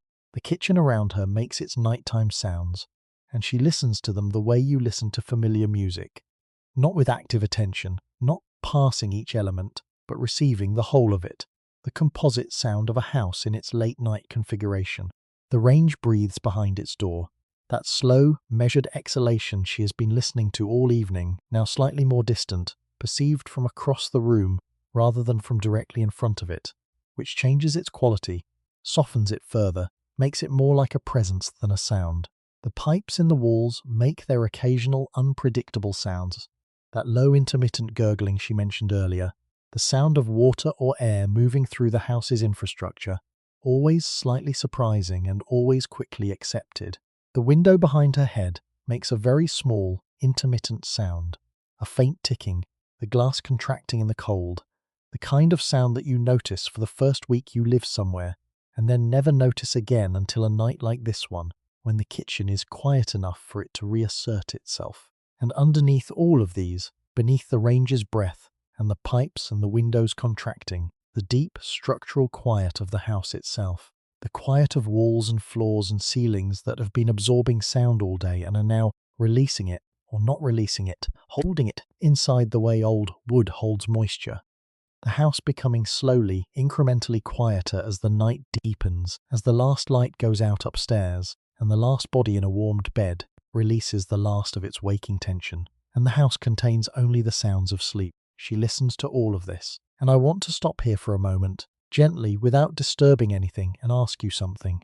Not rhetorically, genuinely. What is yours? Not in the large sense. Not the possessions or the relationships or the things you would list if someone asked you to account for your life.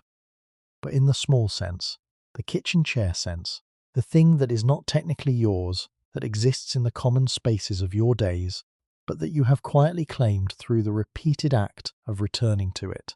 The corner of the sofa, the particular mug that you reach for without thinking, the route you take on a walk that nobody told you about and that you have never described to anyone because describing it would somehow diminish it, would make it a route rather than yours. I think about this sometimes, about the small unacknowledged territories that people establish for themselves within shared lives. The chair that is not theirs but is, the hour that belongs to no one on the schedule, but that they have learned to find and keep, most nights, at the end of the work. These are not nothing.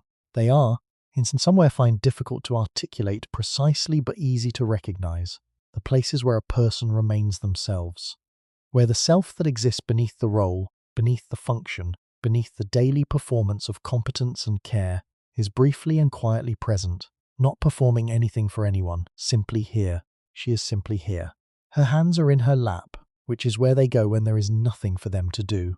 A position that is not quite restful, because her hands are not hands that rest easily, but is at least neutral, the palms turned slightly upward, the fingers loosely curled, not gripping anything, not preparing for the next task. She looks at them, briefly.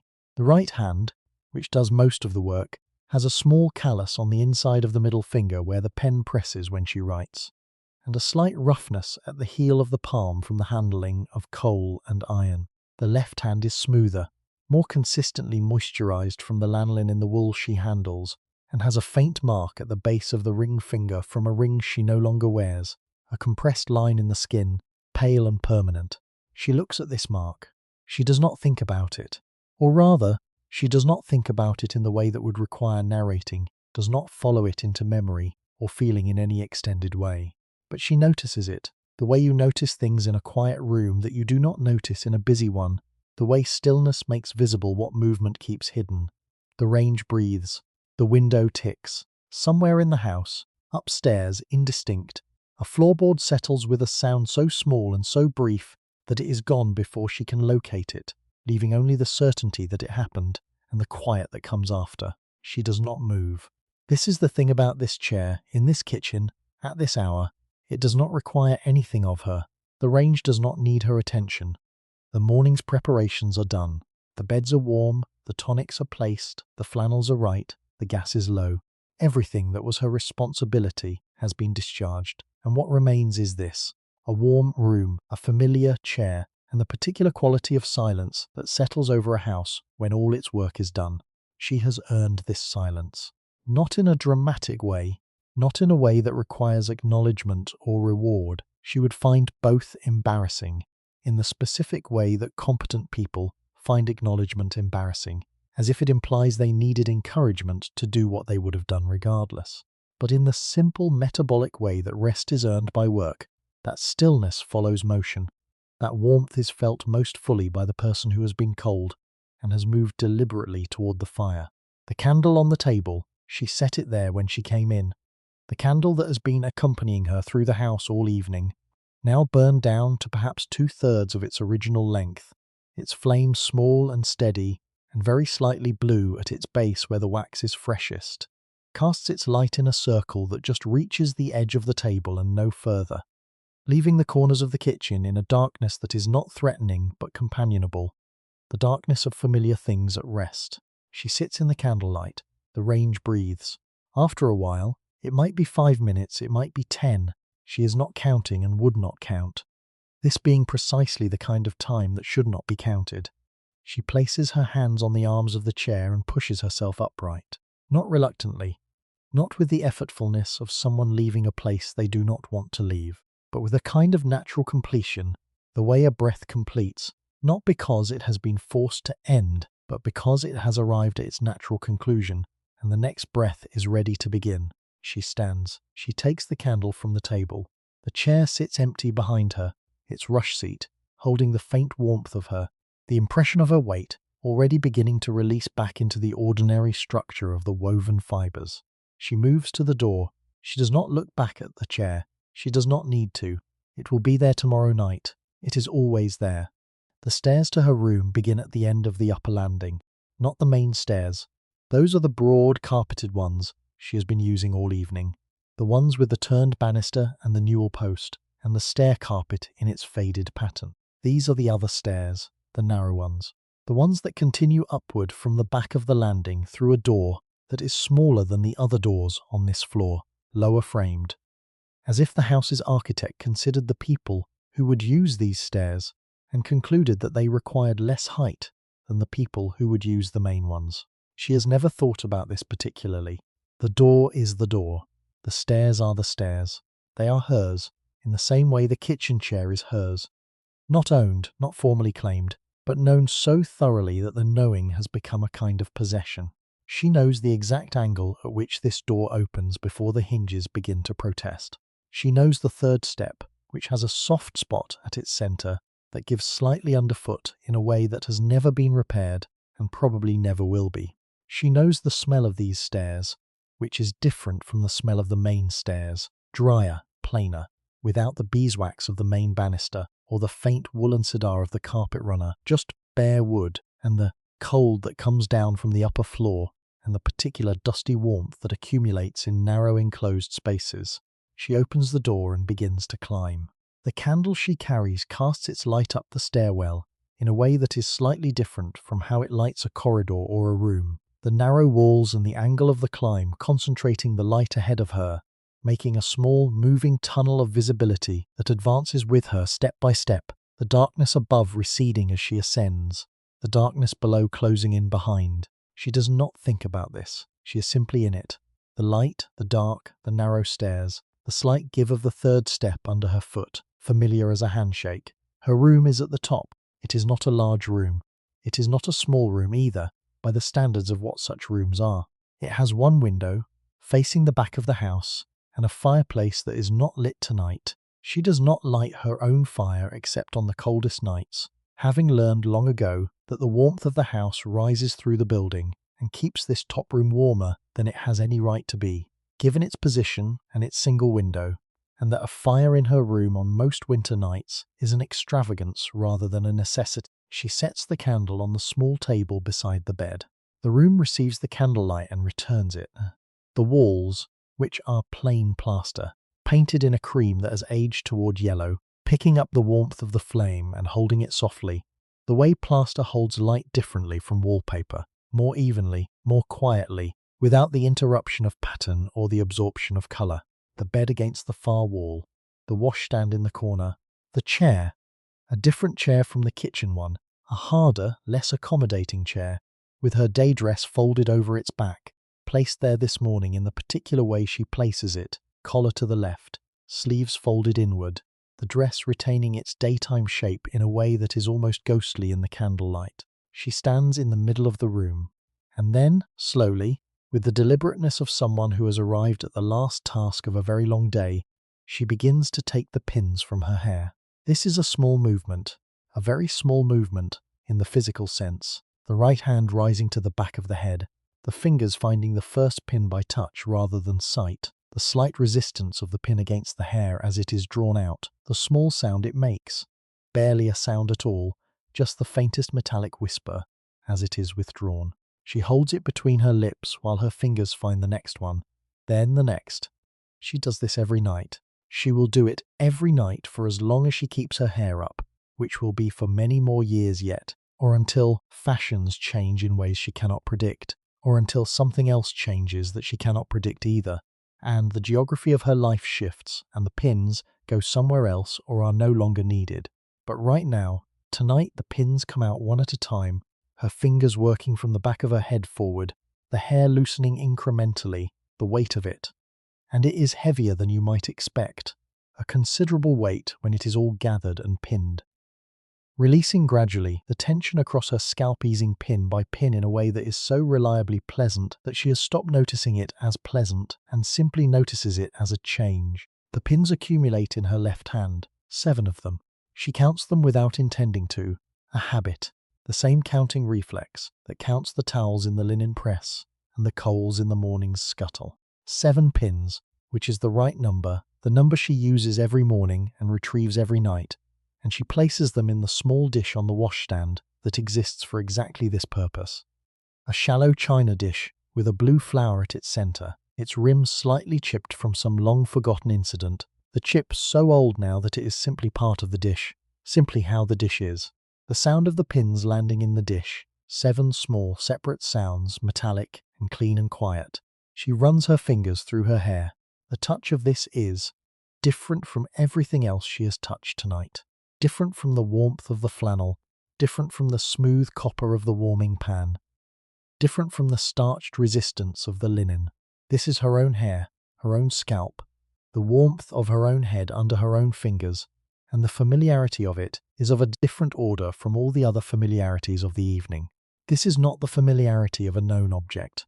This is closer than that. She does this slowly. 4 fingers of each hand, moving from the front of the scalp backward, following the direction the hair grew and was pinned all day, releasing the last of the tension that 7 hours of pinning have created. Her scalp responds to this, slightly tender at the points where the pins were, the skin there slightly sensitized, and her fingers find these points without looking for them and rest there briefly, the gentle circular pressure of a fingertip against a tender spot, not painful, simply present. She crosses to the washstand. The ewer on the washstand holds cold water. She filled it herself this morning, and it has been sitting here all day. The water inside it long since settled to room temperature, which at this point in the winter evening is not warm, but not as cold as the water from the pump in the yard would be. She pours some into the basin. The sound of it, the liquid pour, the hollow resonance of the china basin, the brief turbulence of water finding its level and going still. She bends over the basin. The water against her face is a different temperature from everything the evening has offered her so far. Not warm, not the warmth of the range or the warming pan or the flannel or the tonic. This is cool, not cold enough to startle, but cool enough to be felt as a contrast, a mild and clarifying contrast against skin that has been warm all evening, that has been in warm rooms and near warm fires and carrying warm things for hours. She cups water in her hands. She brings it to her face. The touch of it is immediate and complete. Water against closed eyes, against cheekbones, against the bridge of the nose and the upper lip, the thin skin of the eyelids, registering the coolness first and most acutely, and then the slight pressure of her own hands against her face, and then the water beginning to warm as it sits between her palms and her skin, the temperature differential closing, the water becoming less a sensation and more simply a presence. She does this 3 times. The 3rd time she holds her hands against her face for a moment longer, just a moment, her eyes closed, her hands cool against her skin, the room around her, the candle on the table, the dress on the chair, the bed waiting, temporarily absent, present only as warmth and the smell of wax and the distant sound of the range 1 floor below, breathing at its nighttime rate. She reaches for the flannel on her own washstand rail. Hers is older than the mistress's middle one, softer, the weave loosened by many washings, the surface no longer presenting any resistance to the skin, simply yielding, simply there, absorbing the water from her face with a thoroughness that requires no pressure, only contact. She dries her face slowly. She folds the flannel and replaces it on the rail. She straightens. The room is quiet, the candle on the table, the bed against the far wall, its covers turned back in the way she turned them back this morning, the pillow showing the faint indentation of last night's sleep, not quite fully recovered despite the morning's making, still holding the ghost of where her head lay. She moves to the bed. She sits on the edge of it. The mattress takes her weight. The springs, a relatively new installation in this bed, replacing the older rope and board arrangement that the room came with when she arrived, compress and settle beneath her with a sound that is almost inaudible, a breath of metal and fabric, a minor accommodation. She sits. The candle burns. The range, 1 floor below, breathes, her hair loose around her shoulders, her hands in her lap, still. The candle on the table beside the bed is the last light in the house. She knows this without checking. She knows it the way she knows everything about this house at this hour, through the accumulated evidence of 6 years of nights, through the particular quality of the silence that has settled around her, through the absence of any sound from below or above that would suggest another light, another person still awake, another consciousness still turning in the dark. The mistress's candle will have gone out by now. It was burning low when she passed the door an hour ago, and the mistress, despite her late reading habit, does not burn candles to their ends, extinguishing them when her eyes grow heavy, rather than waiting for the wax to decide the matter. The house is asleep. Only this candle remains. She has not yet gotten into bed. She is sitting on its edge, as she was at the end of the last chapter of her evening, her hands in her lap, her hair loose, the cool water from the basin still faintly present on her face in the way that water is present after washing. Not wet, not quite dry. A slight tightness at the cheekbones, a cleanness around the eyes. She is looking at the candle. Not thinking about it particularly, not thinking about much. The kind of looking that happens at the end of a long day, when the eyes are tired, but not yet closed, when they settle on whatever is nearest and clearest and simply rest there, receiving without processing, the way water receives a reflection, taking in the image completely without being changed by it. The candle is perhaps 1.5 inches tall now, its original height reduced by the evening's work to this modest remnant, the wax around the flame's base pooled and clear, a small transparent lake at the centre of the cream-coloured cylinder, the wick rising from the middle of it like something growing from still water. The flame itself is small, smaller than it was an hour ago, smaller than it will be in another hour if she does not extinguish it, the candle progressing toward its conclusion with the unhurried inevitability of something that was always going to end here, always going to become this small, this close to the table, this surrounded by its own spent wax. The light it produces is not strong. It does not need to be strong. It illuminates the table, and the small dish of pins, and the portion of the wall above the table, and the ceiling directly above in a circle of warm yellow that the darkness around it makes seem warmer than it is. It illuminates her hands in her lap, the right hand with its small callus, the left with its pale ring mark, and the edge of the bed and one corner of the pillow. Everything else in the room exists in the degrees of shadow that the candle's light produces around itself. Each object present as a shape rather than a thing, its details absorbed by the dark, only its outline and its position remaining. The wooden chair with her dress, the washstand with its basin and ewer, the window. She looks at the window. It is a single sash window, its lower half raised slightly.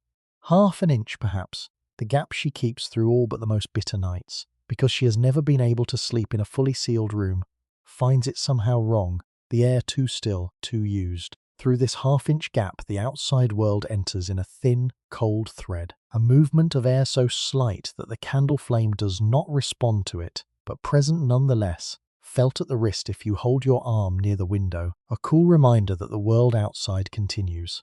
The glass of the window shows her the street below, or what the street below looks like through old glass at midnight in winter, which is not much, and is not meant to be. The gaslight from the lamp on the corner of the street reaches the window as a general brightening of the lower portion of the glass, a yellowish wash that does not resolve into shapes or details at this angle, simply lightens the darkness outside to a deep amber grey, the colour of old tea. Against this background, occasionally, a shape moves, a last pedestrian going somewhere, visible only as a darkening of the amber grey, a thickening of it, there and then gone, leaving no evidence of passage. She watches this for a while, not waiting for anything, not expecting anything in particular from the window or the street, simply watching, the way you watch a fire, or moving water, or the light changing in a room as a cloud passes across the sun. Not because there is anything to learn from it, but because the movement of light and shadow is one of the oldest of human attentions, built into the body long before the body had language for it, the eyes drawn to flux and change in a way that is more fundamental than thought.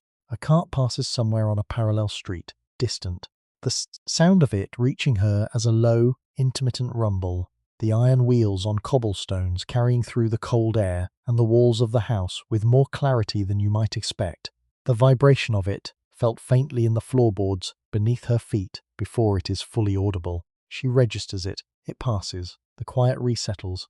She looks back at the candle, the flame has not moved. It stands as it stood before, small, vertical, entirely still in the room's windless air. The pool of clear wax around its base has widened very slightly in the minutes she has been sitting here. The wick has shortened by a fraction.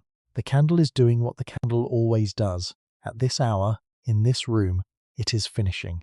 There is something I find quietly beautiful about this, about the last light in a house. Not romantic exactly, not the candlelight of novels and paintings, which is always more golden and more dramatic than the reality. This reality, this small dwindling, utterly practical flame that has been carried from the kitchen through 6 rooms and up 2 flights of stairs, and has illuminated the banking of a range, and the filling of a warming pan, and the tucking of sleeping children, and the placing of a tonic, and the adjustment of a flannel, and is now, at the end of all of that, burning its last inch in a small room at the top of a house on a quiet street in Birmingham on a winter night in 1878, and will be extinguished in a few minutes by a woman who is tired and ready for sleep. The flame does not know any of this. The flame knows only burning. She looks at the window again, the amber grey of the gaslit street, the faint movement of the glass in its frame, a tremor so small it is barely visible, the old wood expanding and contracting in the cold in ways that the glass must accommodate. The whole window a slow negotiation between materials of different characters and different responses to temperature. The half-inch gap at the bottom, its thin cold thread of outside air. Beyond the glass, the street. Beyond the street, the city. Birmingham in 1878 is not a quiet city.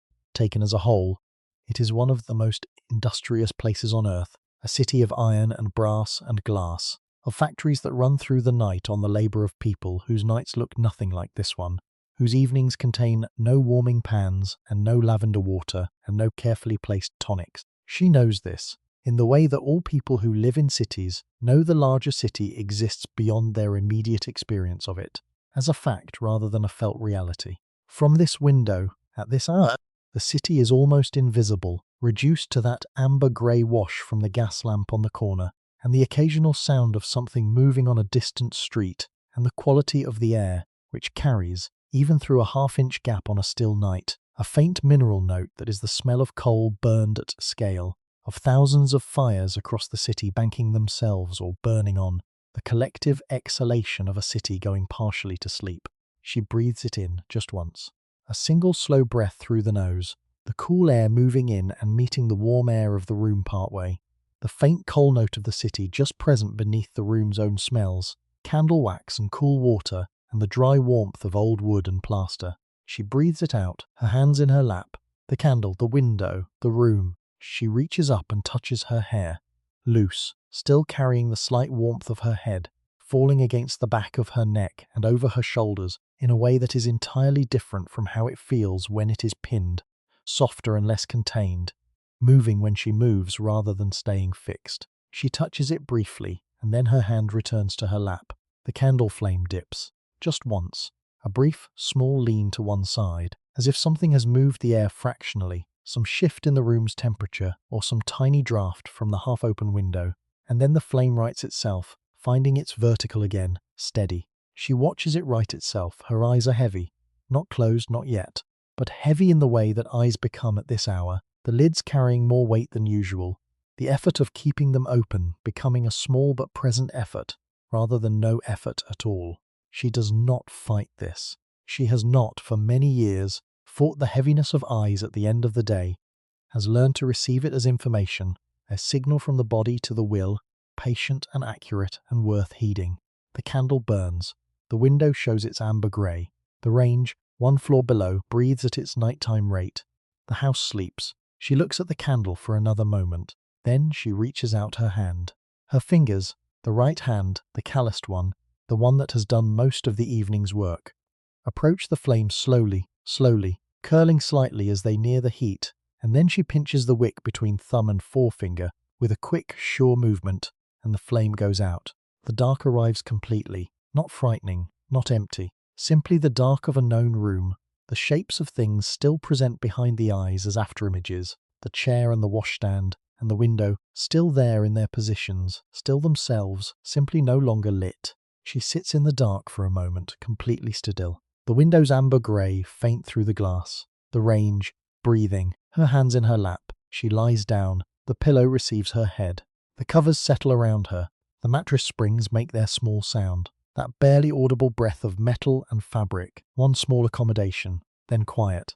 She is still. The dark is complete around her.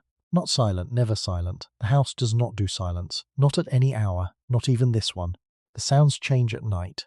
They become slower, more widely spaced, more themselves, but they do not stop. They have never stopped.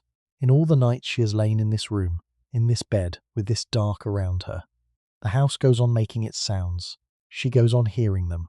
This is not a problem. This is simply how the night is. She knows all of them.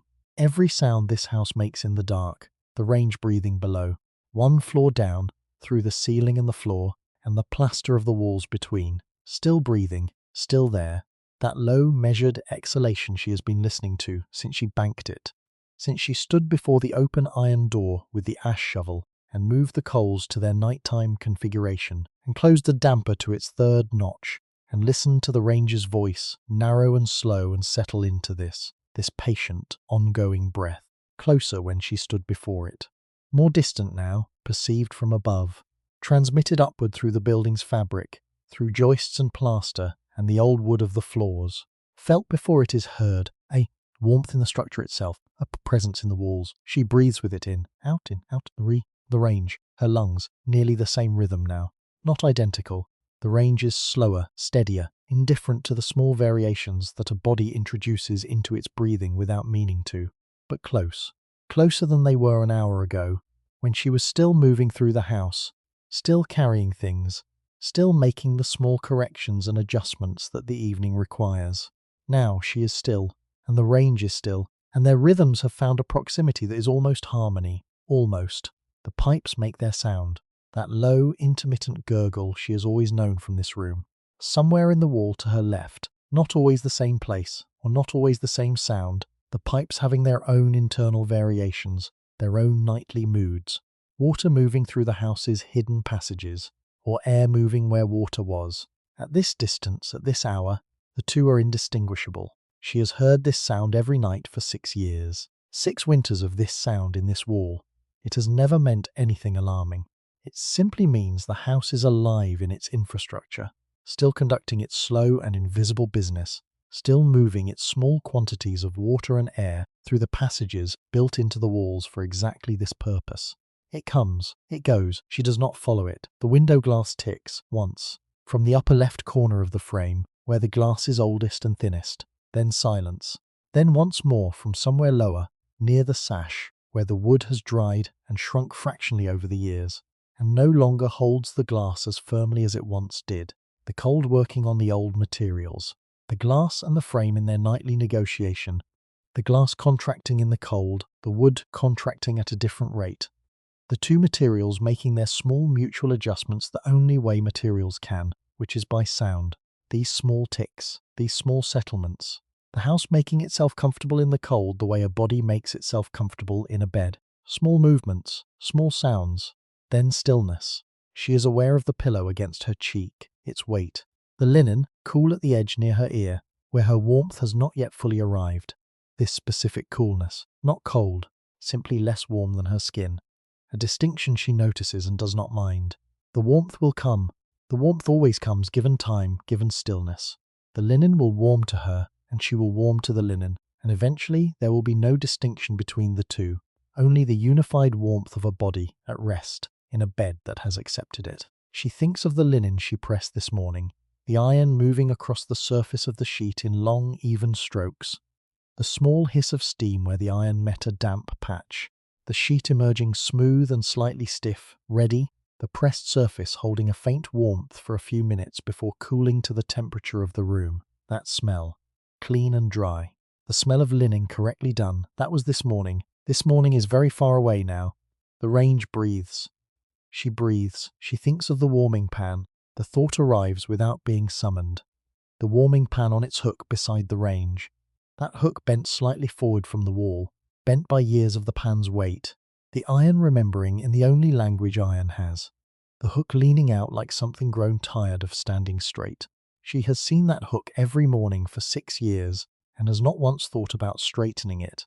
Because a bent hook that holds a warming pan securely is not a problem. It is simply a hook that has done its work. She carried the pan tonight, both hands. The right on the handle, the left cupped beneath the copper belly, steadying it. The warmth of the copper through her palm.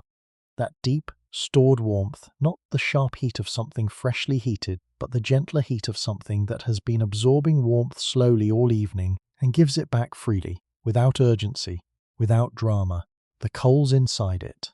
3 coals, selected from the range with the tongs. Each one tapped lightly to hear whether it rang with retained heat or responded with the dull sound of something spent. The ones she chose rang.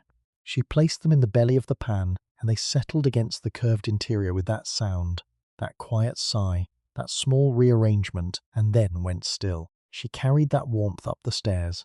The spare room first. The cool, still air of an unoccupied room. The sheets cool and resistant under her hand as she drew them back. The pan moving across the undersheet in its slow figure, across the foot, up toward the middle, the copper whispering against the starched linen, the warmth entering the fabric ahead of the pan, spreading outward from wherever the copper had just passed. The children's room, the children already sleeping, their heads pointing east, both of them. She had confirmed this, as she confirms it every night, with that brief upward glance in the candlelight. East, correct. The 9-year-old with the arm flung out, later tucked in by her passing hand. The 7-year-old burrowed deep, the wooden horse on its side, the single boot, the mistress's room, the largest bed, the most careful warming. The sheets turned back in the way the mistress prefers, the lavender already present in the linen from her early application, the tonic waiting on the nightstand, all those beds, all warm now, or warm enough, cooling gradually as the night deepens, the stored heat of the pan spreading outward through the fabric and thinning as it spreads, becoming less a warmth and more a memory of warmth, but sufficient to have received a tired body at the end of the day with something other than cold, sufficient to have eased the transition from wakefulness to rest. She breathes. The range breathes. The pipes make their sound once, quietly, then nothing. She thinks of the lavender, the green bottle, its specific green, not emerald, not olive, but between them, the green of old glass, the green of a colour that was not chosen but simply arrived through the making of the thing. Its weight in her hand, light, stopper drawn out. The smell arriving immediately, before she had even tilted the bottle, that compound smell, floral and herbal and slightly sharp. The smell that is so immediately itself that it requires no context, no education, no cultural preparation to register as right. The 3 passes across the mistress's linen, the cool liquid against her fingertips, the slow, even stroke, left to right the width of the bed, 3 times, once at the top of the sheet, once further down, once across the inside of the fold, the lavender settling into the fibres of the linen, making itself at home. That smell is in those rooms now. She cannot smell it from here. 1 floor above. Too far, but it is there. She knows it is there, present in the fabric, settled into the background of the room's air, quieter than it was when she first applied it, but still there, still doing its small, ancient, entirely reliable work. She breathes. In, out. The tonic on the nightstand, the china cup, the cotton square over the top, the chamomile smell held beneath it, kept from dispersing too quickly into the room's air. The honey settled toward the bottom of the cup, the valerian and the hops giving the liquid its particular depth, its particular seriousness. The mistress may have drunk it by now, or she may be sleeping without it, the book having finally closed her eyes before she reached for the cup. Both outcomes are acceptable. The tonic was made carefully.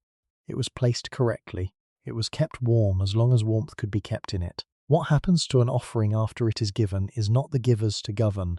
Her hands are open, both of them, beside her on the bed. Not in her lap now. There is no lap in this position, only the flat warmth of the blanket over her, and her hands resting on it, their palms turned slightly upward, their fingers loosely uncurled. The position of hands that are holding nothing. The position of hands that are, for this one long stretch of hours, entirely free. The right hand, its small callus on the middle finger, the worn heel of the palm, the roughness from the coal and iron, the left hand, smoother, the pale mark at the base of the ring finger, both hands, open still, warm. The range breathes below. The window ticks once, then nothing. The street outside is almost silent, a horse very far away, iron on cobblestones, distant, already fading as she notices it, gone before she has fully registered its presence. The silence after it is complete, absolute. The silence of a city street at the deepest hour of the night, when even the last few waking souls have found their way indoors, and the gas lamp on the corner burns for no one in particular, simply burning, simply doing its work in the dark. The amber light at the window's edge, barely a colour, simply less dark than the wall beside it. She is nearly asleep. The warming pan on its hook, the hook leaning forward, the candle gone out, the wick cooling in its small pool of hardened wax. the smell of it still faintly present, that specific smell of a candle just extinguished. Warm wax and spent wick and the last ghost of the flame that was there a moment ago and is now simply not there. The small dish of pins. 7 pins. Her hair on the pillow, loose and warm. The weight of it against her neck.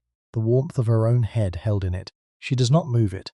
The house around her, its walls, its floors, its ceilings of old plaster, its pipes and its range and its banked fires and its sleeping children and its readings mistress now also sleeping, and its spare room waiting for the cousin who will arrive at the end of the week and find a warm bed and a tonic on the nightstand and lavender in the linen, and know, without knowing how she knows, that someone has thought ahead. All of it tended, all of it warm, all of it held together by the work of hands that knew what they were doing and did it carefully and have now at last come to rest. The range breathes. Her breath, in, out. The hook leans forward from the wall. The pan is still. The dark is soft. The quiet is complete. The house breathes. She breathes. In. The hook bent slightly forward from the weight of the warming pan. That is the detail I keep returning to. Not the warming pan itself, not its copper belly or its long ashwood handle, or the dent near its rim from some forgotten collision with a doorframe, though all of those are worth returning to in their own right. The hook. The small iron hook that has held the warming pan for so long and with such unvarying consistency that the metal itself has been slowly, incrementally reshaped by the work, leaning out from the wall at an angle that was not part of its original design, bent forward by the accumulated weight of thousands of nights, thousands of fillings, thousands of careful journeys up the stairs and back down again. The hook did not bend dramatically. It did not bend in a single night or even a single season. It bent the way most real things change, slowly, invisibly, the deformation so gradual that no single morning could you have pointed to it and said, "There, that is the moment the hook began to lean." It simply leaned, over time, under the patient and unvarying pressure of a thing being used correctly and consistently for a very long time. This is what sustained work does to the tools that bear it. It leaves a record, not in any document or archive or official account, in the tool itself, in the bent hook, in the worn handle, in the callus on the inside of a finger that has held a pen in the same position every day for 20 years. I find this, I don't know, deeply human, somehow. The evidence of work, not in the work's product, but in the instrument. The bent hook as a kind of archive, an unintentional record of all the nights the warming pan was lifted from it and carried and returned. No one planned to document those nights. No one wrote them down. History did not consider them worth noting.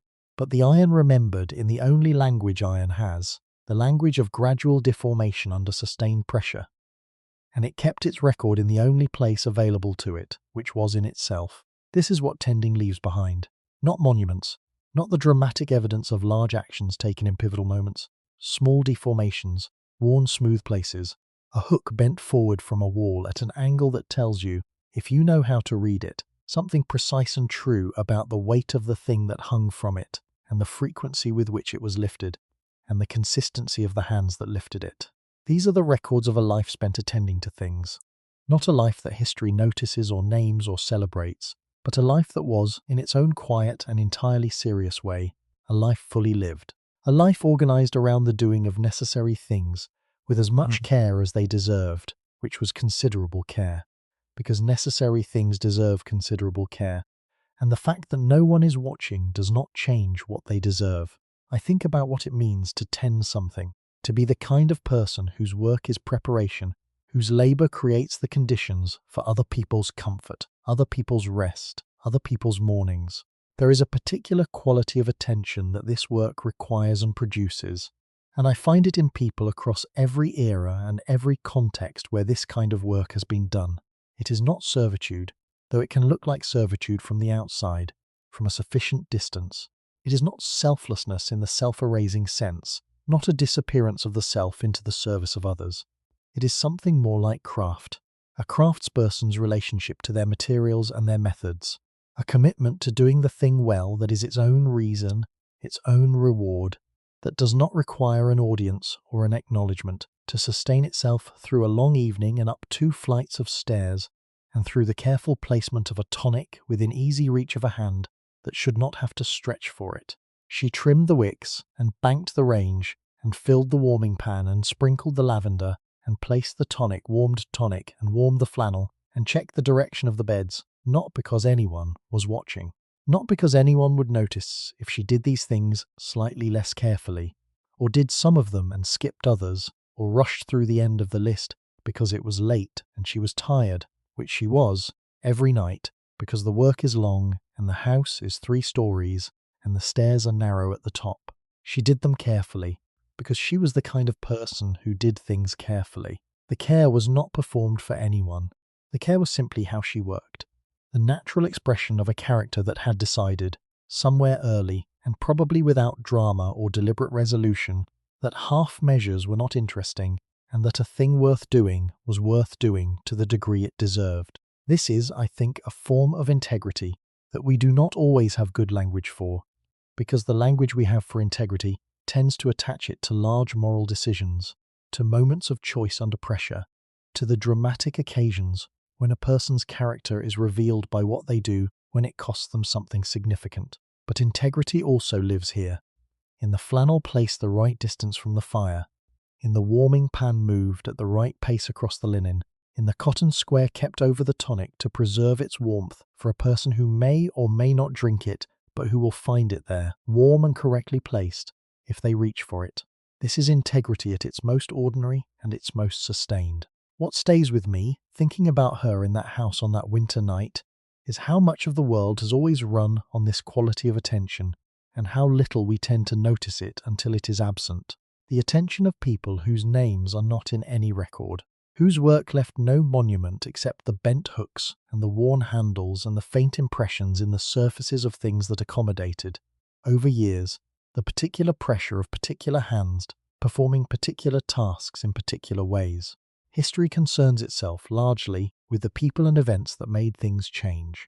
But most of life is not change. Most of life is maintenance. Most of life is the careful, repeated work of keeping things right, of banking the fire so it survives the night, of placing the tonic where a tired hand can reach it without having to think, of smoothing the linen and confirming, one last time before you permit yourself to rest, that everything is as it should be. This work is not small, even when it is made of small things. There is something else I want to say, and I want to say it carefully, because it matters. The kitchen chair that was not technically hers, but was, in the only sense that mattered, completely hers. The 10 minutes she sat in it, after the work was done, her hands in her lap, the range breathing in front of her, the kitchen quiet. She did not take those 10 minutes from anyone. She did not steal them or borrow them or justify them. She simply took them, with the quiet confidence of someone who understood, without needing to articulate it, that rest is not a concession to weakness, but a completion of effort, that the person who banks the range carefully and climbs the stairs twice with the warming pan and places the tonic correctly and checks the direction of the beds and does all of it precisely and without shortcuts has, at the end of all of that, earned a chair in a warm kitchen. She had earned it, not in any formal accounting, not in any record that would be kept, but in the metabolic sense, in the sense that the body knows, the way the body knows when it is cold and when it is warm, and when it has been standing long enough, and when it is time, finally, to sit. She sat because her body was right about this, and she was wise enough to trust it. I think we need to be reminded of this. That rest is not the opposite of work, that the 10 minutes in the chair, and the slow climb up the narrow stairs, and the cool water on the face at the washstand, and the hair coming down pin by pin in the candlelight, are all part of the same thing, a life organized around the doing of things well, and the receiving, quietly and without ceremony, of the small dignities that come from having done them. The warmth of a familiar chair, the specific relief of hands that are finally completely open and holding nothing, the hook bent forward from the wall, the warming pan hung from it thousands of nights, the iron remembered, she did her work, she sat in her chair, she lay down in the dark and breathed with the house and let the night do what night has always done, across every century and every winter, and every terraced house on every quiet street in every city that has ever banked its fires and turned down its lights and prepared itself for the long, necessary dark, which is to receive, without judgment or condition, every tired body that has done its work and is ready now to rest. That is enough. That has always been enough. The careful work of ordinary days is its own kind of grace. Thank you for spending this night in Birmingham with her, with the warming pan and the lavender water and the small green bottle and the chair that was not technically hers, but was, in every way that mattered, completely hers. Thank you for staying, and for listening, and for letting the house breathe around you for a little while tonight. Rest now. You have earned it too. Before you go entirely, before the last thread of the evening pulls loose and the night takes you completely, there is one more thing I want to leave with you. Not a thought to hold on to, not something that requires your attention or your effort. Simply an image, a small vivid thing to carry with you into sleep, or to find waiting for you the next time you return. It begins differently from tonight. It begins not with a warm kitchen and a cast iron range and the smell of coal smoke and lavender, but with salt. The smell of salt, not the table salt in the tin on the kitchen shelf, not the fine domestic salt we are used to, but the deeper, older, more complicated salt of the open sea. The salt of water that has been moving for a very long time over very great distances, carrying with it everything it has touched. The cold of the North Atlantic in autumn, the particular mineral sharpness of deep water, the faint biological note of the living ocean, which smells, if you have ever stood at the rail of a ship far enough from shore that the land has disappeared entirely, like nothing else on earth and exactly like itself. We are going to sea. The year is 1912. The ship is one of the great ocean liners, one of those floating cities that crossed between Southampton and New York in the years before the war changed everything, carrying in their hulls 2,000 people and every category of human hope and anxiety and ordinary daily life that 2,000 people contain. First-class passengers in their staterooms, steerage passengers in their berths, officers on the bridge, engineers in the engine rooms, and deep in the warm belly of the ship, in the place that never sees the ocean it crosses, in the place that smells of flour and yeast and the sustained dry heat of industrial ovens running through the night. A bakery, a single baker, working the night crossing alone. His hands are in the dough, cool dough at this stage, firm and slightly tacky, alive in the specific way that fermented things are alive, warm from the inside with the slow metabolic warmth of yeast at work, a warmth that is not the warmth of a fire or a range or a warming pan, but something more fundamental than any of those, the warmth of a living process, of flour and water, and a small quantity of wild yeast doing what they have been doing for 10,000 years of human bread making, which is becoming, slowly and irreversibly, bread. His hands press. The dough yields and pushes back. Beneath his feet, through the steel floor of the bakery, through the hull of the ship, the Atlantic moves. Not violently. It is a calm crossing, the sea running flat and dark under a moonless sky, the ship cutting through it with the smooth, enormous confidence of something that weighs 50,000 tons and has been told it is unsinkable. The motion is barely perceptible, a slow, almost imperceptible rise and fall, a breathing, the dough in his hands, the ovens at his back, the ocean beneath his feet, the smell of yeast and flour and salt air, and the deep, sustained warmth of a bakery running through the night, in the belly of a moving ship on a calm autumn sea. We will spend a long, slow night there. We will follow those hands through the hours before dawn. We will learn what it means to make bread for 2,000 people on a ship that is moving through the dark, and we will find, in the warm and flour-dusted air of that small room so far below the waterline, something that feels, I think you will find it feels, very much like this, very much like tonight. That night is waiting for you whenever you are ready for it. For now, this house, this warmth, this dark, the range is breathing below, the beds are warm, the hook leans forward from the wall as it has always leaned, as it will lean tomorrow night and the night after, patient and bent and entirely sufficient for its purpose. Let the house hold you a little longer. The night knows what to do with you now.